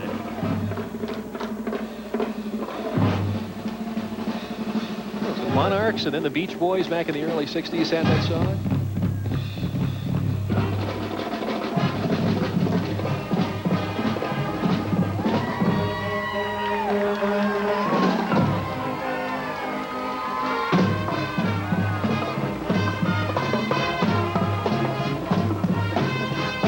Come on, Charlene, sit down and stop dancing. You're making a spectacle of yourself here. Well, I promised I'd bring my tap dancing shoes. You know, it's kind of hard. I'm laughing a lot, but I'm having a great time up here. Sure we are. It's a good time. It just kind of flows. I think I'm going to have the strawberry while we're watching the band here. All right. And now we're going to see some of the past Troy Strawberry Festival queens. Oh, that's Darcy Delcamp. Let's see, is anybody in the white car? I can't see who's in the white car. Somebody's waving, maybe. Keep talking, I'm eating. Maybe. That's my daughter, Laura Fleming. And you didn't even recognize her? I didn't. Well, I couldn't see her. She was the 1979 Troy Strawberry Festival queen, and this is the last weekend we're going to say Laura Fleming because she's getting married next weekend to Donald Paul Moxley in Columbus, Ohio. Oh, congratulations. Oh, Congratulations. Tanya Bailey Schaufstall there. And who is this? This looks like... I can't see. Oh, Jackie Holzkamp. Hi, Jackie. There she is. Oh, and there's Amy Barish. She was the 1989 Strawberry Queen. There with her beautiful white dress and blue-green umbrella. She is going to school where? And she's going to school at Taylor University in Indiana, and she's majoring in elementary education, and she tours with a drama club. Nice lady.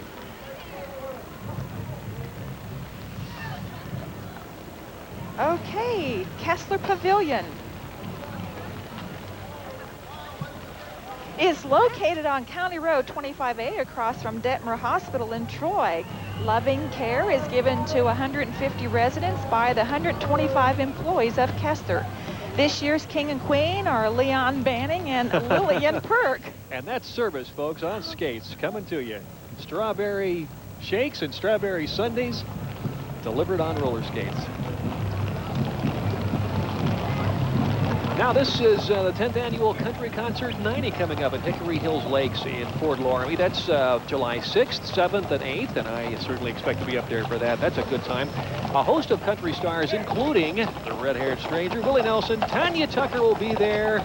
Lee Greenwood, Eddie Rabbit. Wow, Nitty Gritty Dirt Band. Good people on hand during this musical spectacular. Coming up July 6th, 7th, and 8th. Country Concert 90, Fort Loramie. That's a good time. I had the opportunity to, with Deborah Countess, introduce Randy Travis last year there. Oh, that's a lot of fun up there. Oh, good times. Country Concert, Hickory Hills. Oh, here we've got Wilbur the Pig. Well, did he wander away from the pork festival by mistake here? Or no, what? I think he's with the pork. Wilbur is the Miami County Pork Producers mascot, and it just so happens that Amy Bartell has enjoyed the costume for 2 years, and her daughter, Shawana Bartell, is the 1990 Miami County Pork Queen. There's Wilbur the Pig. First place, non-commercial float. Sullivan Funeral Home, Forest Hills Chapel. No, that's not it. No, That's that not looks it. like Miami County Democratic Party meeting. It's, yeah. Is that who that is? That's who Yes, it it is. looks like. It is indeed. That's who it is. This was designed and built by the Miami County Democrats to show Yes. even Uncle Sam wants to experience the great strawberry shake, Charlene. And notice the berries are moving around there to the rhythm of John Philip Sousa. Miami County Democratic Party Chairman is Trenton Bell, and Susie Kalmar is President of the Democratic Women. And we want to thank our sponsors, the new car dealers, for helping us with the parade, and there are 2 other 6th grade students who were selected to carry that banner.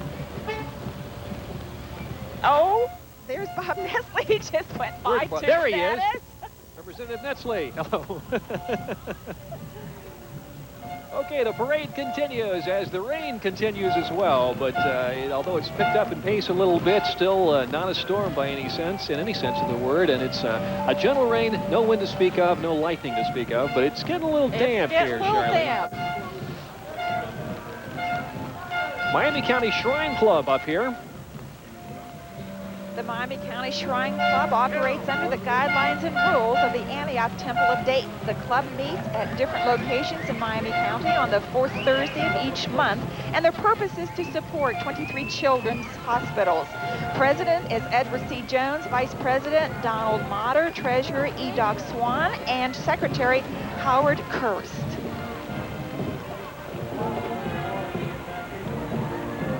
Troy's Strawberry Shake. Okay, and under umbrellas there, surrounded by straws and strawberries, appropriately enough. Miami Area Association for the Blind has proclaimed June of 1990 as Visually Impaired Awareness Month. They're suggesting that everyone have their eyes examined in June. The association provides recreation at the YWCA in Pickwood the 3rd Wednesday of every month for the visually impaired, and Nelson Dome of Troy is the president. And now the Covington High School Marching Band is under the direction of Catherine Kingham McIntosh, a Troy High School graduate who marched in Troy's first Strawberry Festival parade back in 1980. The 45-member band of Buck Pride has received superior and excellent ratings at Ohio Music Education Association state contest for the last several years. They've appeared at the Cincinnati Reds baseball games and at the Buckeye Invitational at Ohio State University. Let's listen to Covington High School Marching Band.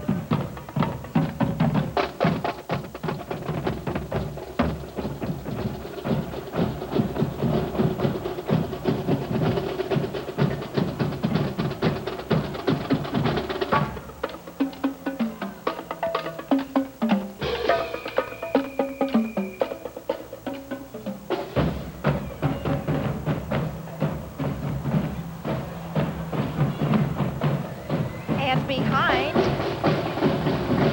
the Covington Band is the Covington Super Cities team. Covington, Troy, and Bradford compete at Troy Memorial Stadium this afternoon at 12:45 in the preliminary round. Bradford's, I didn't want to say Bradford, I want to say Covington captain is Marla Martin. That's Covington. Okay, Charlene Schwab, Jim Baldridge, and Steve Baker up here for the 1990 Troy Strawberry Festival Parade. Broadcasting live, and we'll return in just a moment.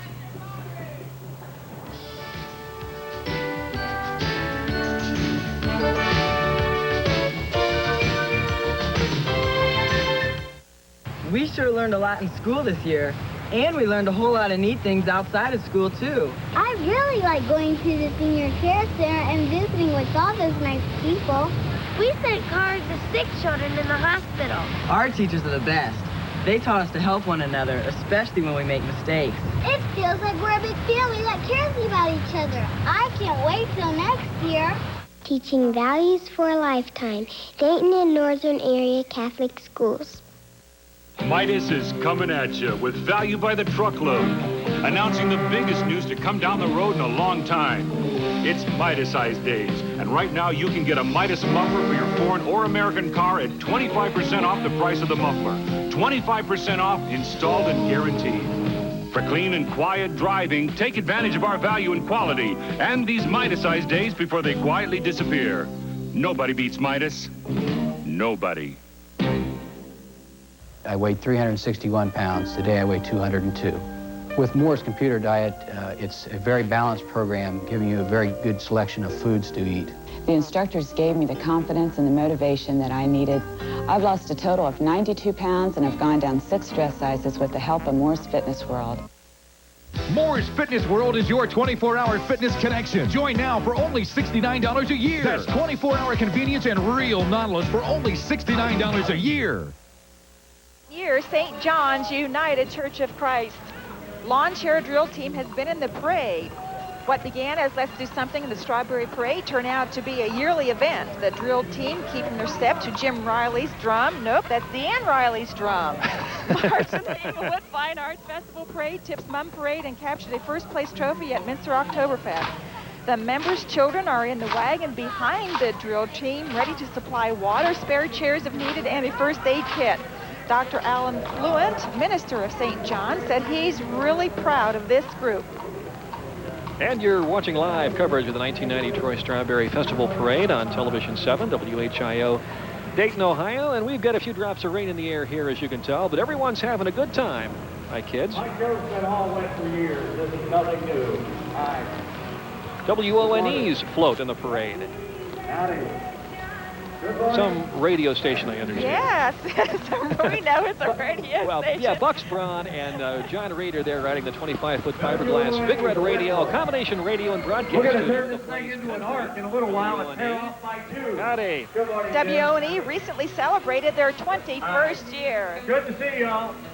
Good morning. Bucks Braun from the WONE. The Union Baptist Church's Bible School will be held June 18th through the 22nd and is for children through adults. This is the Big Red houseboat. We're going to take it to Lake Cumberland. Everybody, I think the rain has kind of added to the fun. You know, everybody's saying, oh, I'm going to get wet. I don't care. I'm having a good time. We're wet now, so what's the difference? It's the weekend, and we all look like this now that we're all soaked.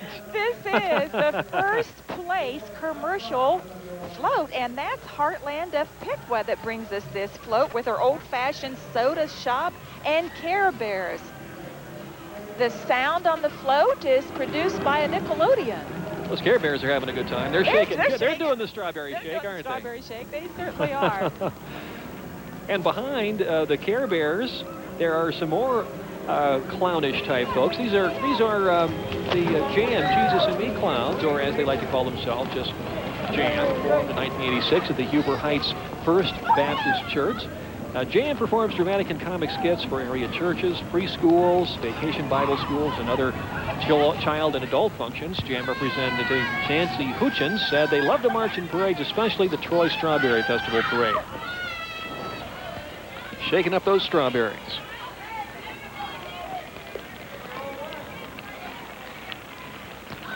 Oh, the Children's International Summer Village is a non-profit organization whose goal is to promote cultural awareness and understanding.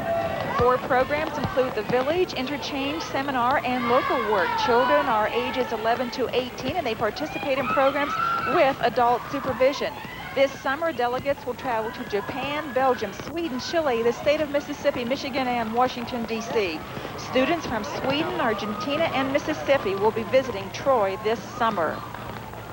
We've got Steve Baker out on this street again. Let's go to Steve. Steve, can you hear us? I sure can, but I found an umbrella this time, thanks to Johnny Okay. Clark. Right. With me is Joel Lavelle from the WHIO Society, the Historical Society. Tell me about it. This is a little car that Mr. Clayton Bruckner built back in about 1924, and it was donated to the WHIO Historical Society, and I rebuilt it about 4 years ago. Tell me a little bit about the society. Well, the WHIO Historical Society was Formed several years ago. To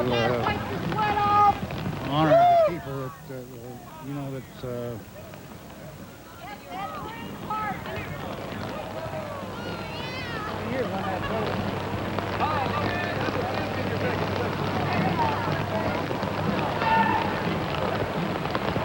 Steve Baker, can you hear me? Can you hear us, Ed? I asked the gentleman if the WHIO Historical Society, if the company that produced that WHIO was the same one that produced the fine WHIO airplanes.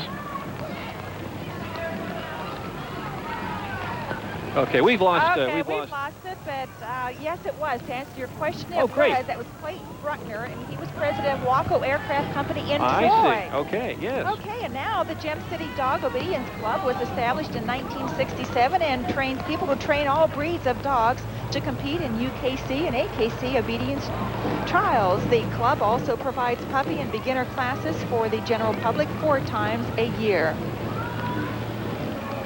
The Miami County Pomona Grange to go along with the Great Strawberry Shake theme. Miami County Pomona Grange's Prince Nick Kinder and Prince Jimmy Russell are shaking up some shakes.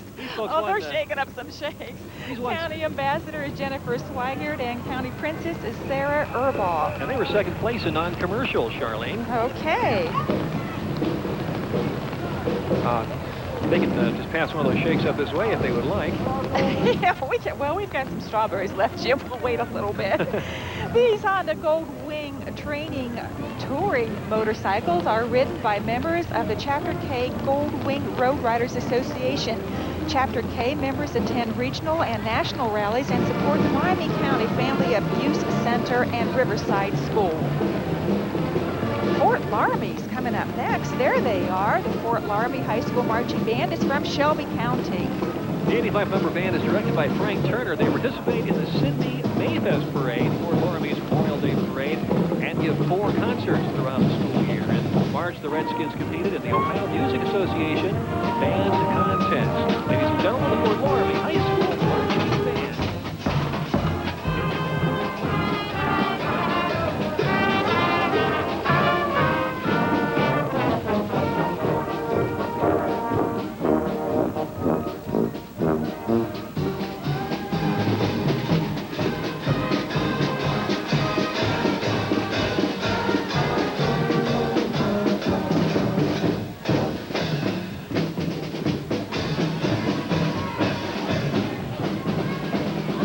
Troop 1285 consists of all first graders from Cookson Elementary School. Troop leaders are Ann Drake, Loretta Yantis, and Jeannie Bretland.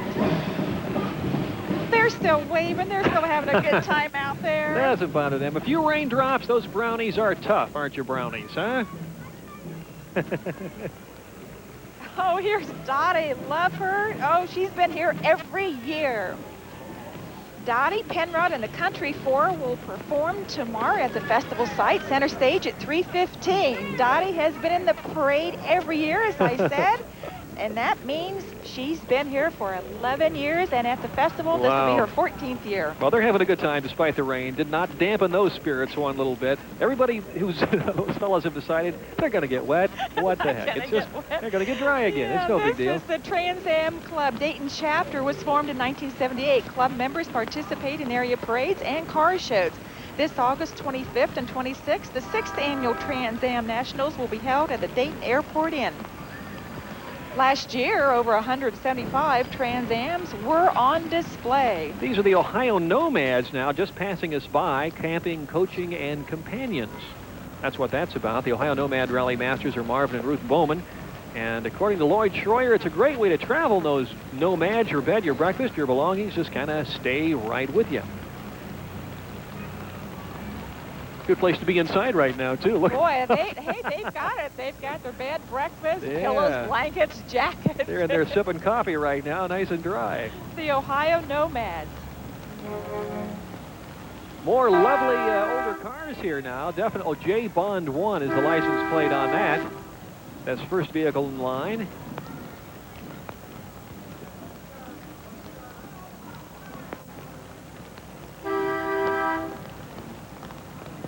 There she is, honking her own horn. and bailing out the car, which you folks at home didn't see, but she was literally peeling her car out. Okay, this was the Light 100 FM WVUD Mornings with Bob Swinney and Light Company, Charles Van Zant, news director, and Kelly McManus, traffic reporter.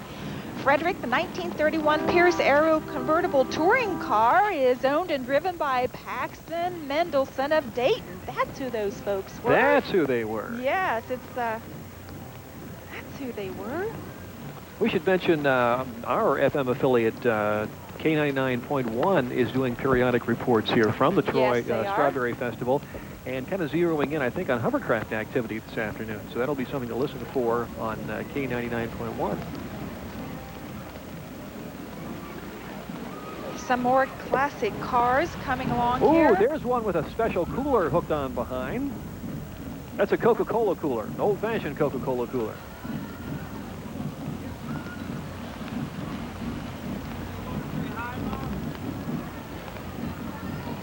More beautiful old vehicles now as we approach another very special float sponsored by the Fifth Third Bank of the Miami Valley, Hobart Foundation, PMI Food Equipment, and Dayton Power and Light. The winner is of the theme trophy. Let's see who this is. And the theme, of course, is the Strawberry Shake.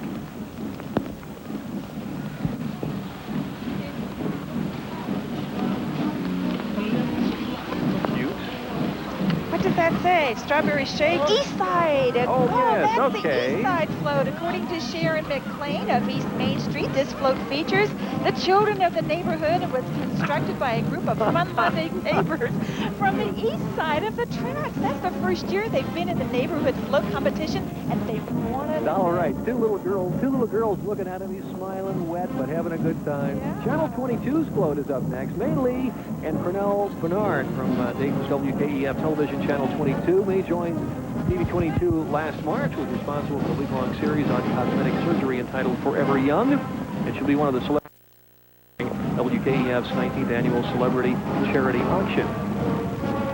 Hello, May. And Cornell Bernard. He's been with 22 Alive since December of '87, provided viewers with special commentary during the San Francisco earthquake, and recently did a three-part series of One Shot called The Lady in Red.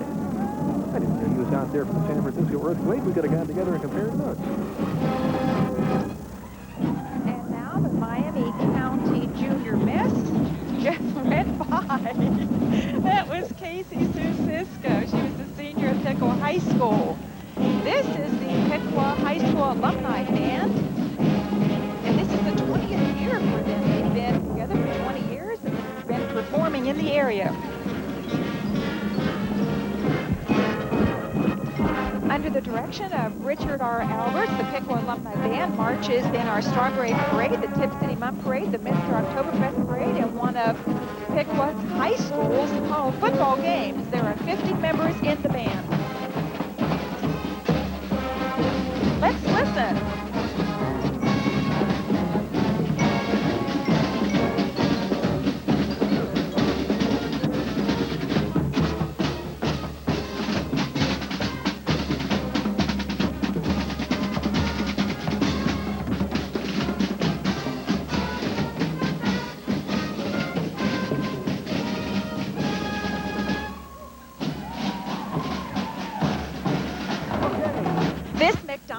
Is sponsored by Benny Scott of Piqua. It was designed and built by John Patton of Troy to carry out our theme, the Great Strawberry Shake. The McDonald's characters with the float are Grimace, Hamburglar, Professor, Miss Birdie, and Captain Crook. I like that Hamburglar.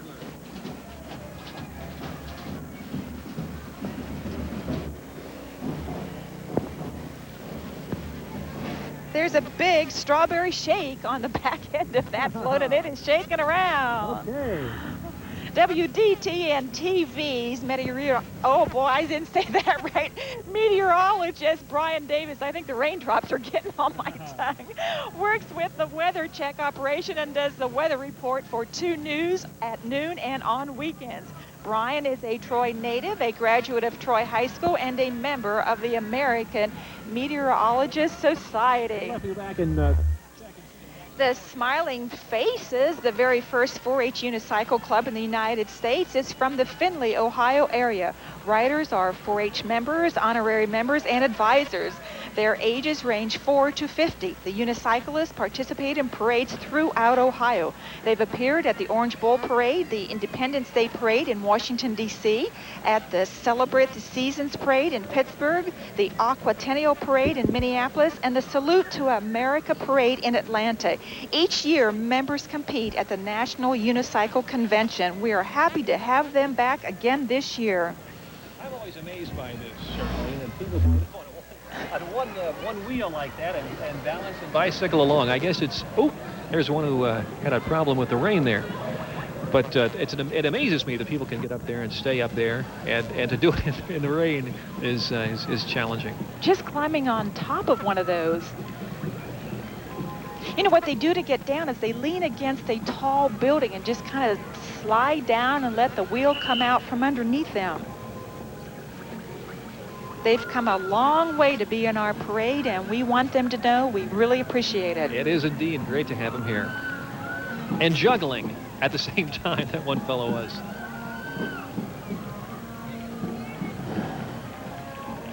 Well, rain or no parade, no rain or no rain, the 1990 Troy Strawberry Festival Parade goes on. Vietnam Veterans of America, Chapter 461, Miami County, here, honoring the veterans of the Vietnam era.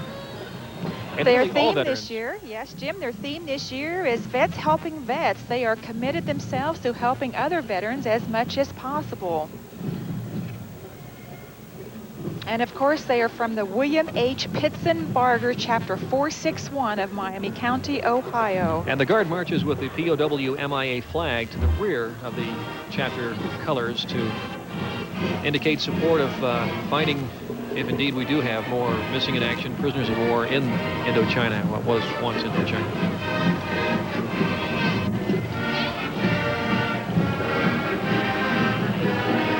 Edison State.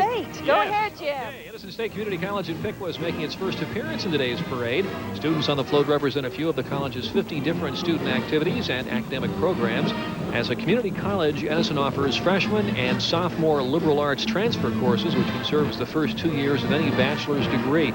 Over 3,000 students attend Edison State. More than half reside in Miami County. The Miami Valley Center and Riverside Place help sponsor this float, and America's community colleges truly are one of our great, often unrecognized wealth resources here in this country. Marion Local High School Marching Band from Mercer County, the touch-up class.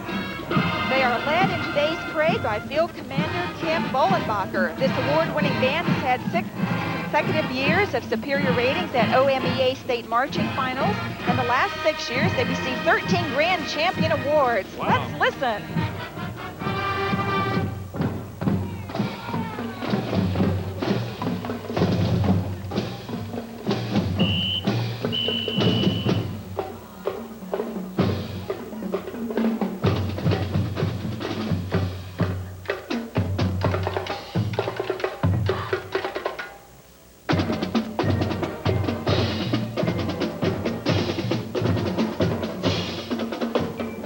I'm Jim Baldridge, along with Charlene Schwab and Steve Baker, bringing you live coverage of the 1990 Troy Strawberry Festival on WHIO Television, Dayton, Ohio. We'll be back in just a moment.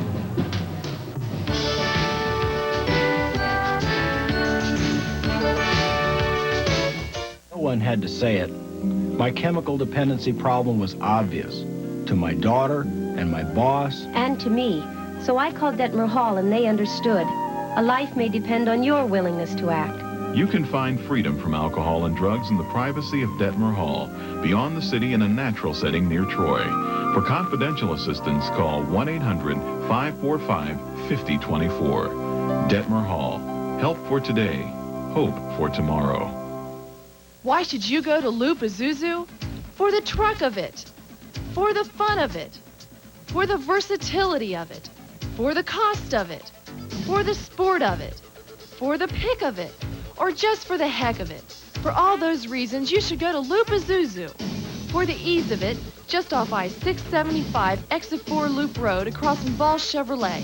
Like Joe Isuzu says, would I lie to you? Loop Isuzu, for the good sense of it. This is your 24-hour news source. I'm Mike Campbell. Just up the road from the Strawberry Festival, residents of Piqua are also expecting a special weekend. The town is dedicating a monument to the Mills brothers. 75-year-old Don Mills will be on hand for the celebration. The Superpower Summit continues today in Camp David. A full day of talks is planned. U.S. armed forces are preparing to evacuate American citizens from Liberia. A civil war in that country may make the action necessary. More news later in the parade. And we're back with live coverage of the 1990 Troy Strawberry Festival. Charlene Schwab, United Way float here.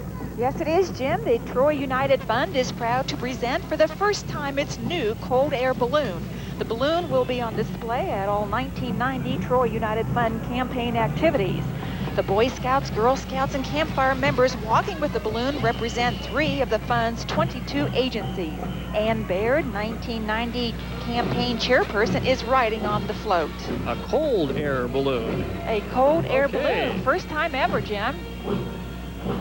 Now moving from the United Way, immediately behind that float, the first place commercial non-professional division. Yes, and it is the happy days of the Strawberry Shake from employees at B.F. Goodrich here in Troy. Russ Gump chaired the float building project while Jim Budd served as master carpenter and Betty Martin added the finishing touches. Employees spent lunch hours and after work hours to complete the float. Notice the jukebox, the poodle skirts. Hey, is Fonzie out there? Okay, now the Triad Cardinals from Lewisburg, Ohio, in Champaign County. The Triad High School Marching Band under the direction of John Sherritt. He's assisted by Linda Mabry, Triad's field Boldman and Carrie Herron. A 42-member band participated in the Bell Fountain Marching Band Contest. Marches and local parades in and around North Lewisburg.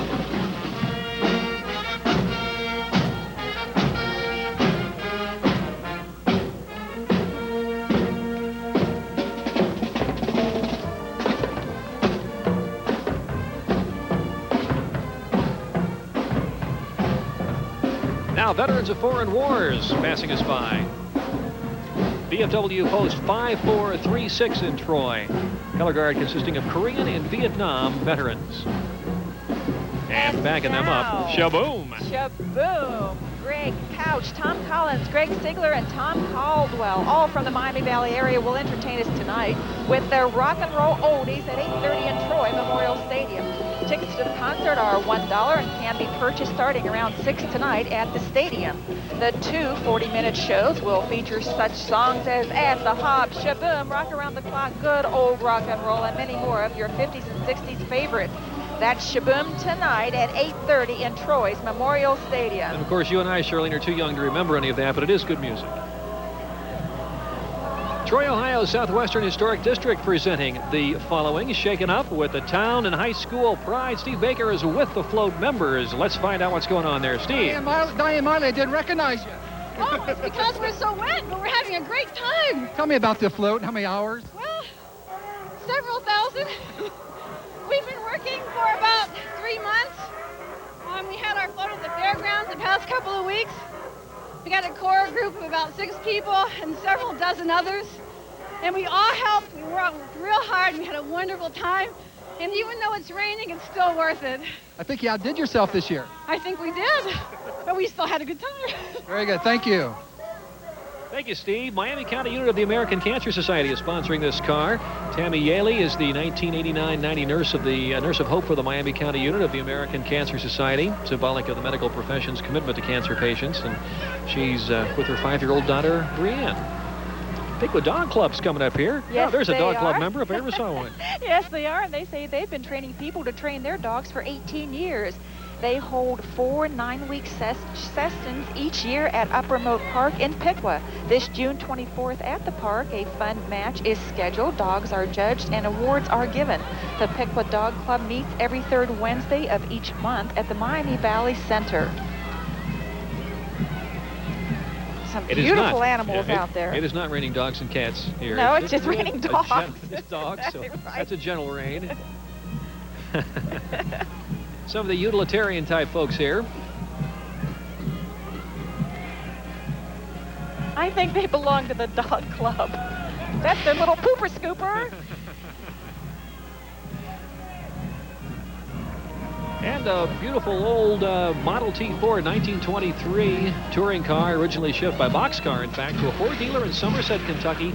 The original sticker price, $365. Now, Bethel High School's marching band is here. The 3rd Strawberry Parade appearance for them. They're under the direction of Dan Elam and Field Commander Kerry Hamry. 28-member Bethel band took 1st place in its class in the 1990 Toronto Music Festival. 2nd place at the Maysville, Kentucky Band Invitational. At Maysville, their drum section took top honors. The Pride of Bethel band received an excellent rating in the 1990 OMEA Band Festival.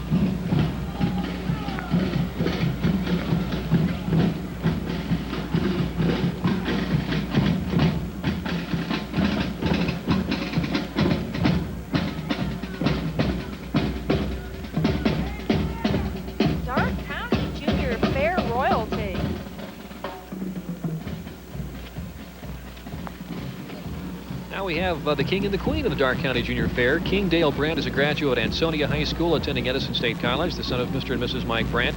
Queen Carmen Miller, and they're in there somewhere, folks, Bolivia's, the daughter of Mr. and Mrs. Wendell Miller, a grad of Arcanum High, attending the Ohio State University and majoring in home economics education. The Ohio Country and Western Music Association is here. They're Queen Anne Subler from Greenville. And more rolling stock belonging to various folks. Well, let's also say that Junior Princess of the Ohio Country and Western Music Association is Crystal McNone from Lewisburg. Now, Oldies 104. Yeah, the Oldies 104 Hot Wax Wagon plays your favorites from the 50s, 60s, and early 70s. Clean and clear from compact disc. Sherry Wallace and Jay Daniels of the 5 to 10 a.m. morning show are on the Hot Wax Wagon. Let's say they're in the Hot Wax Wagon. Sherry and I were recently volunteer disc jockeys at Centerville High School, and about a week and a half ago. Had a good time there.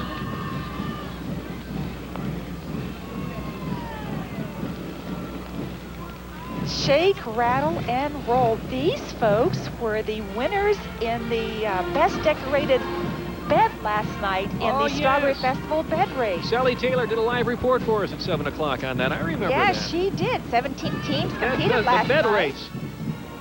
Instead of racing to bed, they are racing in their beds. Yes.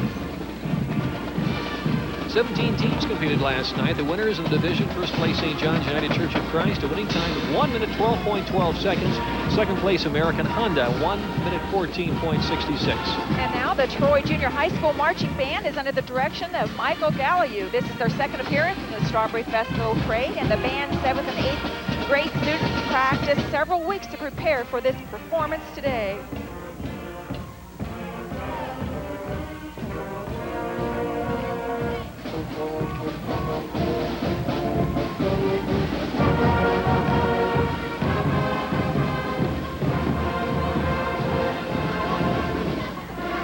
You know, I think, Charlene, that junior high students are better musicians, scholars, and athletes than they were when I was in junior high school. They are excellent. They have a lot of opportunity today to do just about whatever they want to do.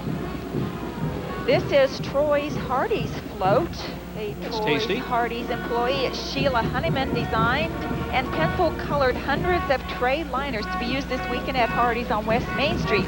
Carrie Simpson is manager with Paula Stone and Jim Wayne serving as assistant manager. Dee Keller is supervisor. They all invite everyone to stop at Hardy's at 414 West Main Street for your strawberry shake or sundae. Okay, these folks, the golf championships, the golf tournament, the golf tournament champions, Troy Ford. Over 300 senior and junior golfers participated last weekend at Miami Shores Golf Club in the Ivex Corporation and Strawberry Festival sponsored 11th annual golf tournament. Senior mixed scrambled winners are Jeff Pettinger, Russell Felter, Jane Kaiser, and Sean Maurer. They went 12 under par to win the event. In the junior event, Mark Henry in the 15 and over age group shot a 36-37 for a total of 73 for 18 holes. In the 13-14 age division, Kevin Teehee scored 81 for 18, and in the 12 and under division, Tom Carr shot a 45 for 9 holes and won in the playoff against Marty Jacks. Now, these are some of the youngest marchers, well, riders in the parade coming by. You saw it just there. And the Troy-Miami County Public Library's bookmobile is part of the parade. The Troy-Miami County Public Library serves much of Miami County, along with its branches, Oaks, Beitman, Hainer Cultural Center's History Room, and the bookmobile. About 19,000 registered readers borrowed 472,000 items last year. We have some state champions coming by. Oh, we sure do. Let's talk about the Troy High School Future Problem Solving Team. Outperformed 34 other teams in the high school division and the state Future Problem Solving goal to win the title of state champion. They will represent Ohio next weekend at the International Future Problem Solving Competition in St. Louis, Missouri, where 800 young people from the United States and Canada will work on problems associated with crime. The 4 team members are Amy Caulfield, Una Lee, Molly Reese, and Chris Ryder, along with alternate Charles Schmidt. And now another alumni marching band. The Lehman Alumni Marching Band is made up of graduates of Sydney Holy Angels, Piqua Catholic, and Lehman High Schools. They travel from Sydney, Dayton, Columbus, and Cincinnati, participating in parades like this one, appearing in the Minster Oktoberfest Parade. They support Lehman High School activity. Good time. These folks have a good time, and they're good entertainers. Let's watch and listen.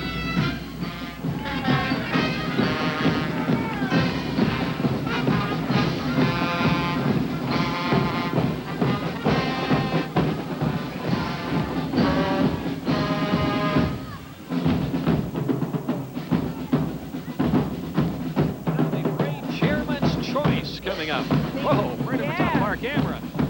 Oh, the new Almonds department store in Troy's Town Center presents the Drink Pink Float. James Mason, supervisor from Almonds Piqua store, is mixing some shakes while employees are jitterbugging to some favorite hits from the 50s. Almonds manager is Marilyn Mendenhall, and Charlotte Gann is assistant manager. This is their Drink Pink Float.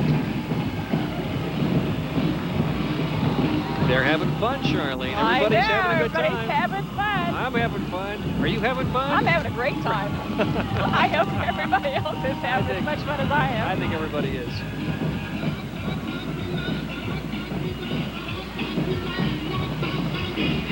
Okay, Steve Baker is in a fire truck. Not the first time he's been there. Hi, Steve. Yeah, I've always wanted to ride on a fire truck, too, and there's nothing better than riding on a Troy fire truck. Boots the Clown. Tell me, how's the parade? Great, from what I've seen of it. Are you don't get to see much clear at the end. Hey, let's stress how important smoke detectors are. Real important. Sometimes I think they're just as important as a fire extinguisher, because that warns you to get out of the house before the smoke overcomes the house. Okay, very good. Boots the Clown and also Sparky the Dog with us here today. Jim, Charlene? Steve, thank you. The trucks we're watching or have watched are the 1974 Persh Fire Pumper and the 69 Persh 100-foot aerial ladder. Now, this would be Bank One, I believe, of Dayton. Yeah, Bank One Dayton Troy office employees are on this float. They are branch manager Shelley Fogel, customer service supervisor Pam Freeman, and customer service representatives Nancy Kessler and Susan McGilvery. Other Miami County Bank One offices are in Tip City, Piqua, and the Miami Valley Center. This guy doesn't leave even wet. How do you do this, Charlene? I don't know. He must have had a bigger umbrella than we did. He's got some kind of magic umbrella over that float. They're not wet. Wonder if this is John Boehner coming up. Is that who this is? I believe. Looks like him. From this distance, folks at home can see him better than we can. Yeah, it is. That's State Representative John Boehner, and he's currently in his third term as the 57th House District Representative. He was instrumental in outlawing the sale of drug paraphernalia in the state of Ohio and has worked extensively with workmen's compensation.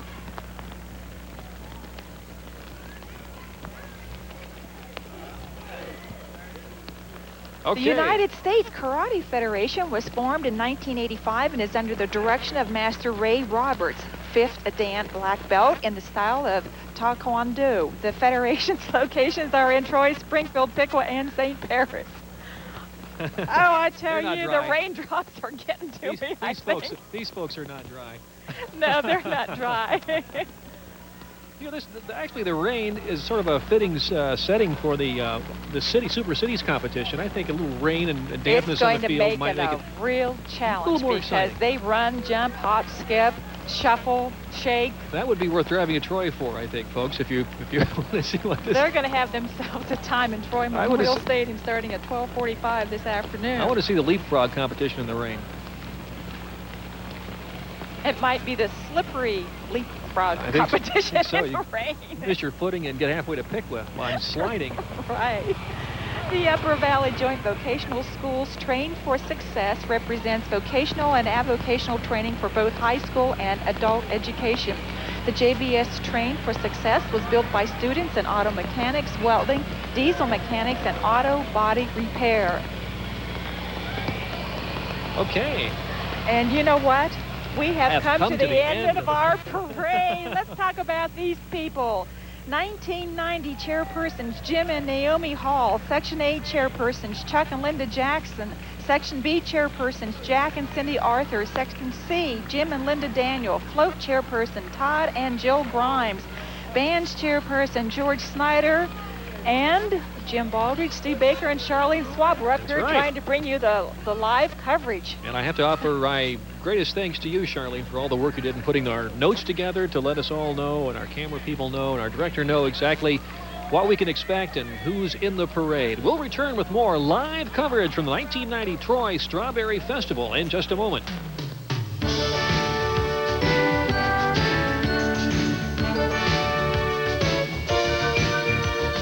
Only one reason for people to drive 40 or 50 miles to a lawn and garden center. They can find what they want. Where is this place? Spring Hill Nurseries, off I-75 at the Tip City exit. Spring Hill Nurseries has more of everything for your yard. Small, medium, large trees, shrubs, bushes.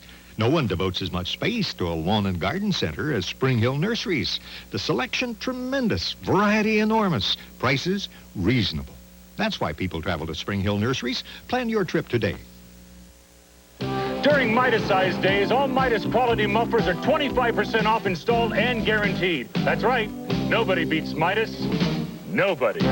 This is your 24-hour news source. I'm Mike Campbell. Governor Celeste is in Dayton. He's speaking with local business leaders concerning challenges facing Ohio business in the 90s. A federal report says that state boards that discipline doctors are becoming stronger. Some problems remain, however, including a lack of staff and money. And a San Francisco company says that it has developed a vaccine that protects chimpanzees from the AIDS virus. The Reds were winners last night in Los Angeles. More news later in the parade. A beautiful sunny day. We're all high and dry here. It's been a few raindrops. We're at the Troy Strawberry Festival, the 1990 parade. I'm Jim Baldridge. Charlene Schwab is here. Steve Baker is helping us out.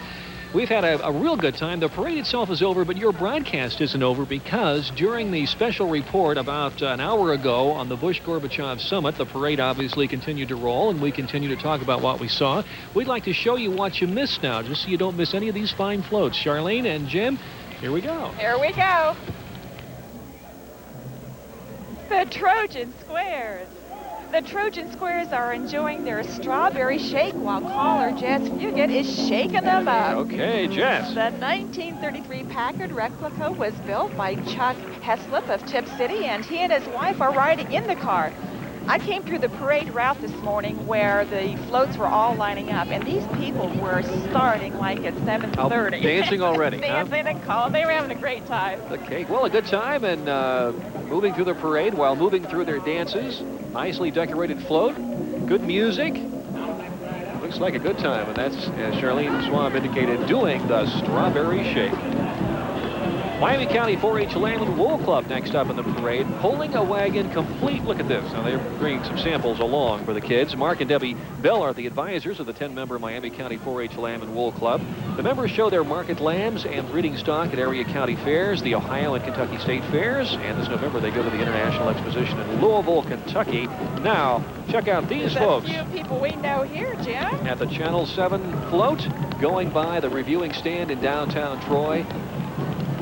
Don't they look cute? Aren't they look Dave cute? Freeman, John Conitz, Sally Taylor, and Ed Kraling.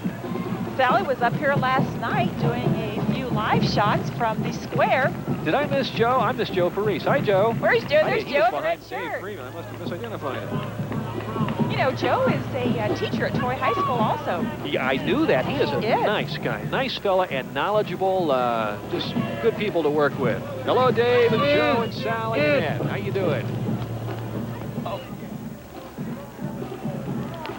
Now, you'll notice an umbrella in the shot. The reason for that is we've got just a slight drizzle coming up here.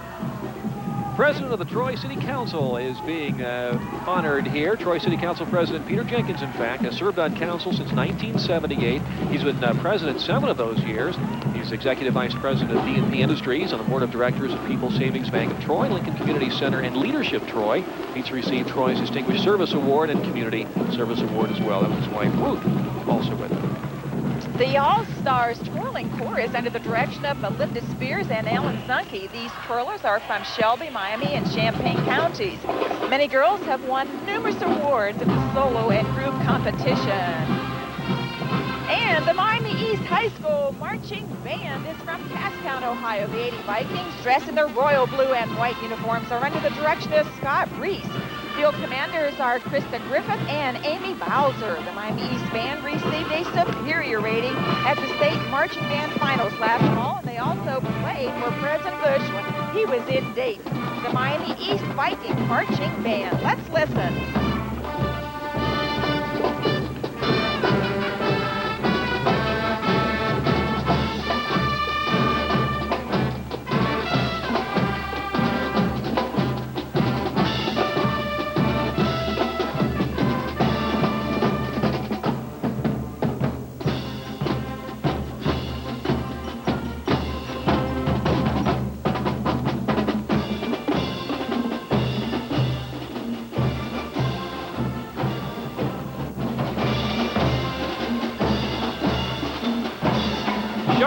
Talking about the Super Cities competition, and this is one of the teams, I guess, huh? Yes, it is. This is the Miami East Super Cities team. The captain of the Miami Super Cities team is Bart Shively.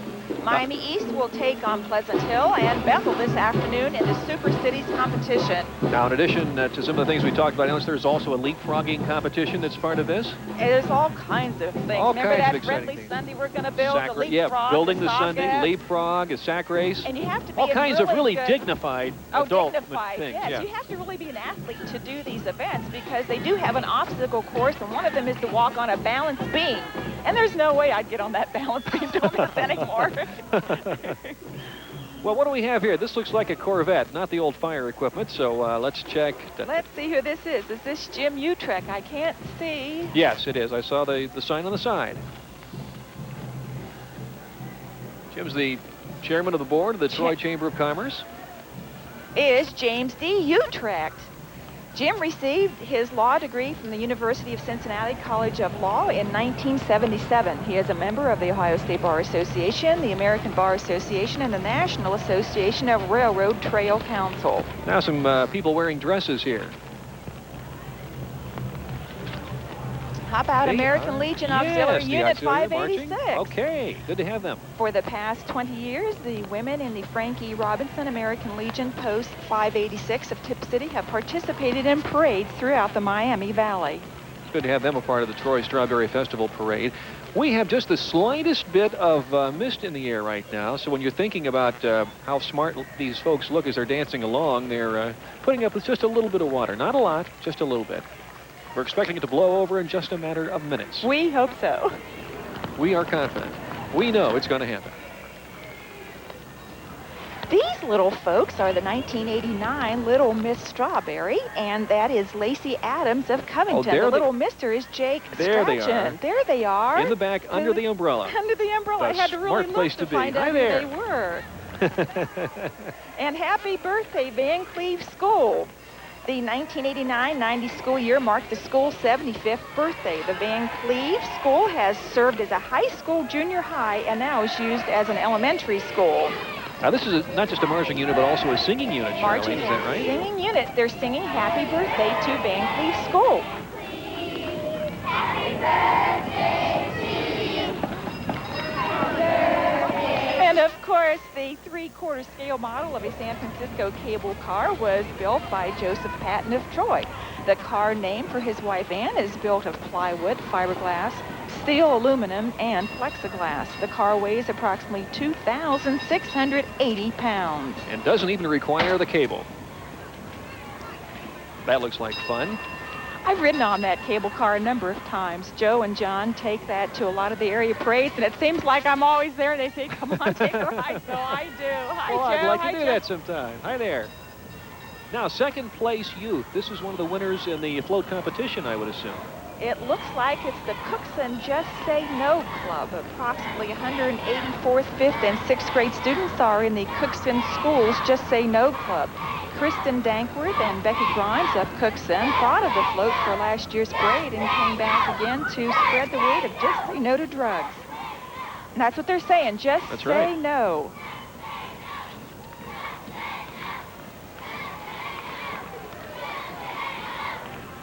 And now behind the Just Say No float, the Troy Senior Citizens. This is a truck-drawn wagon. The float represents the 1,100 members of Troy Senior Citizens Center.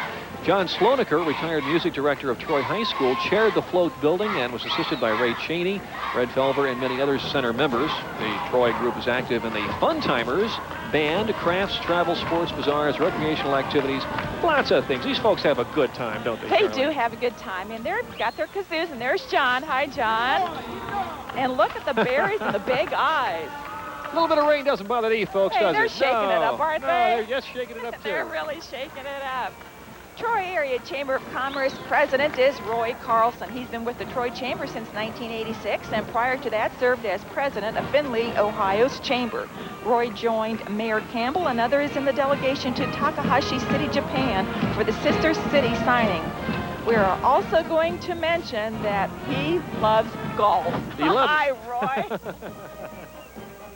Tippecanoe Community Band now on this flatbed truck. The Tippecanoe Community Band is celebrating its 10th year. It consists of 35 members from Miami, Montgomery, and Clark counties. The youngest is 17 years old. The oldest, a little bit over 70, we're told. The band's under the direction of Gail Ahmed and assistant Phyllis Junker. They practice weekly at the intermediate school in Tip City and perform at the Tip City Mom Festival, the Miamisburg Senior Citizen Center, and the Villa Nursing Home in Troy. The 1989 Mum Queen is Kelly Schultzbach of Vandalia Butler High School. First attendant is Kelly Kettering of Greenville High School. Second attending is Tanya Lynn Drew of Tri Village in New Madison. Miss Congeniality is Tracy Calebs of Piqua.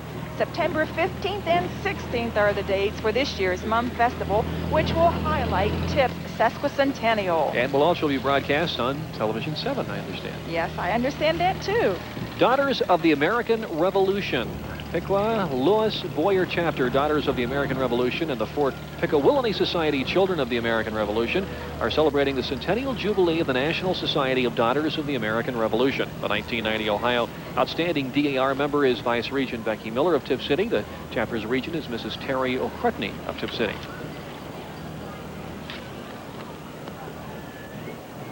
Now, I believe these cars are part of the Children's Medical Center display, float, I think so. whatever That's the term their might be logo here. there, the Children's Medical Center. Yes, indeed. Ambassadors are Chris Baker of Troy and Lakeisha Williams of Dayton.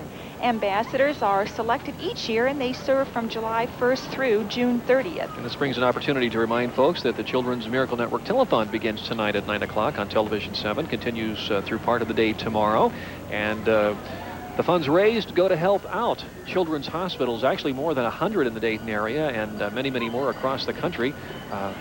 Hey, there's Wally Bear. Hey, Wally. Hey, Wally, hi. There he is. That's the hospital's mascot, Children's Medical Center mascot, Wally Bear, waving out the side of that red Corvette. Okay, now we've got to see, what does that say? Troy Noon Optimist. Yeah, this Is float, that what that says? that is indeed, I believe, along with the motto, the motto is Friend of Youth, and this float depicts the Troy Noon Optimist's involvement with young people in Troy. Some of the activities include an oratorical contest, Odyssey of the Mind competition, Tri-Star athletic competition, an annual kite fly, and a Halloween parade.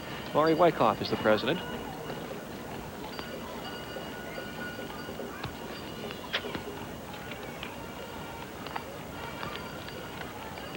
Now we have a 1929 Model A Ford Sports Coupe.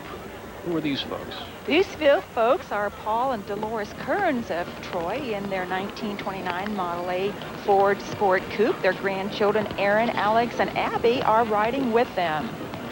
You're watching live coverage of the 1990s.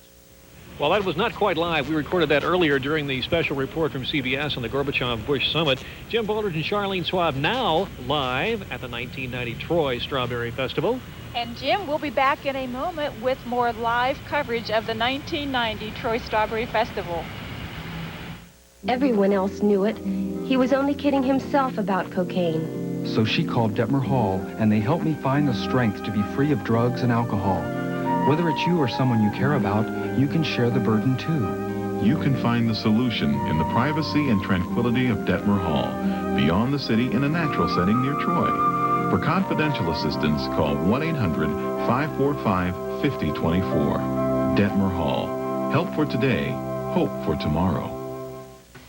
That big chemical company knew it was doing wrong, and our little boy paid for their mistakes. If it weren't for the help and counsel we got from Pitla, their army of lawyers would have walked all over us. Pitla told us our rights and took that company to court. No amount of money will bring back our son's health 100%, but now his medical bills won't be another problem for our family.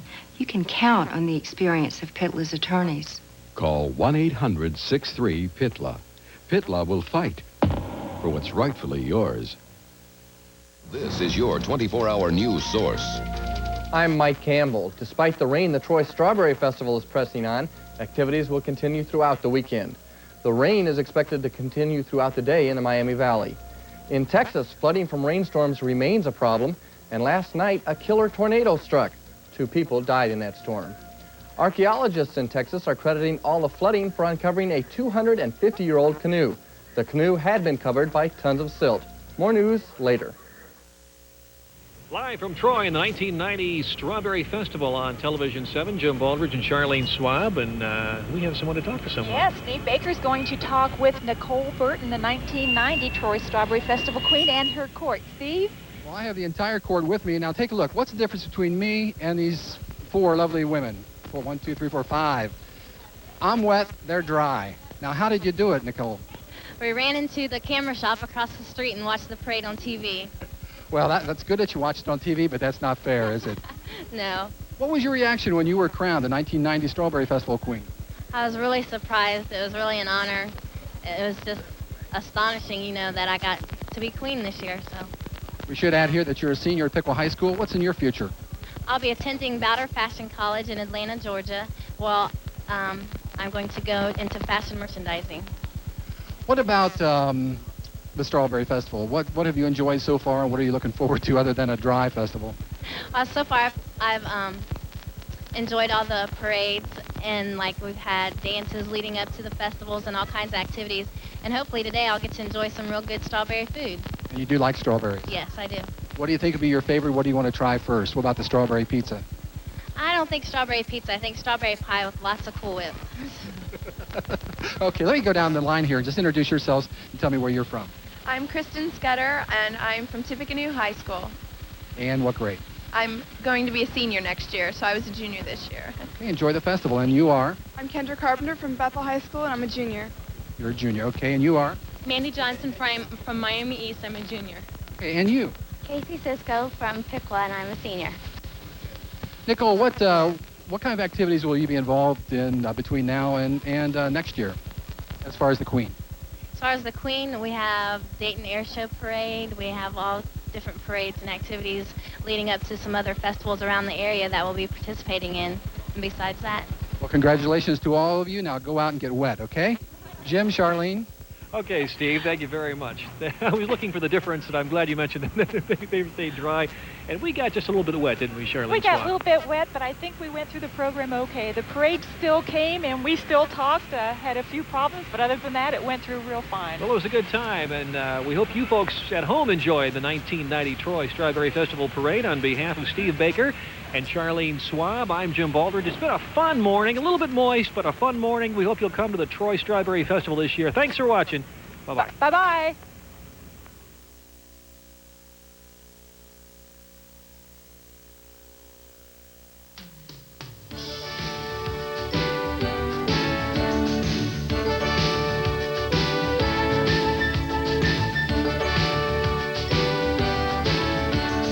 Television 7 has been proud to present live coverage of the Troy Strawberry Festival Parade.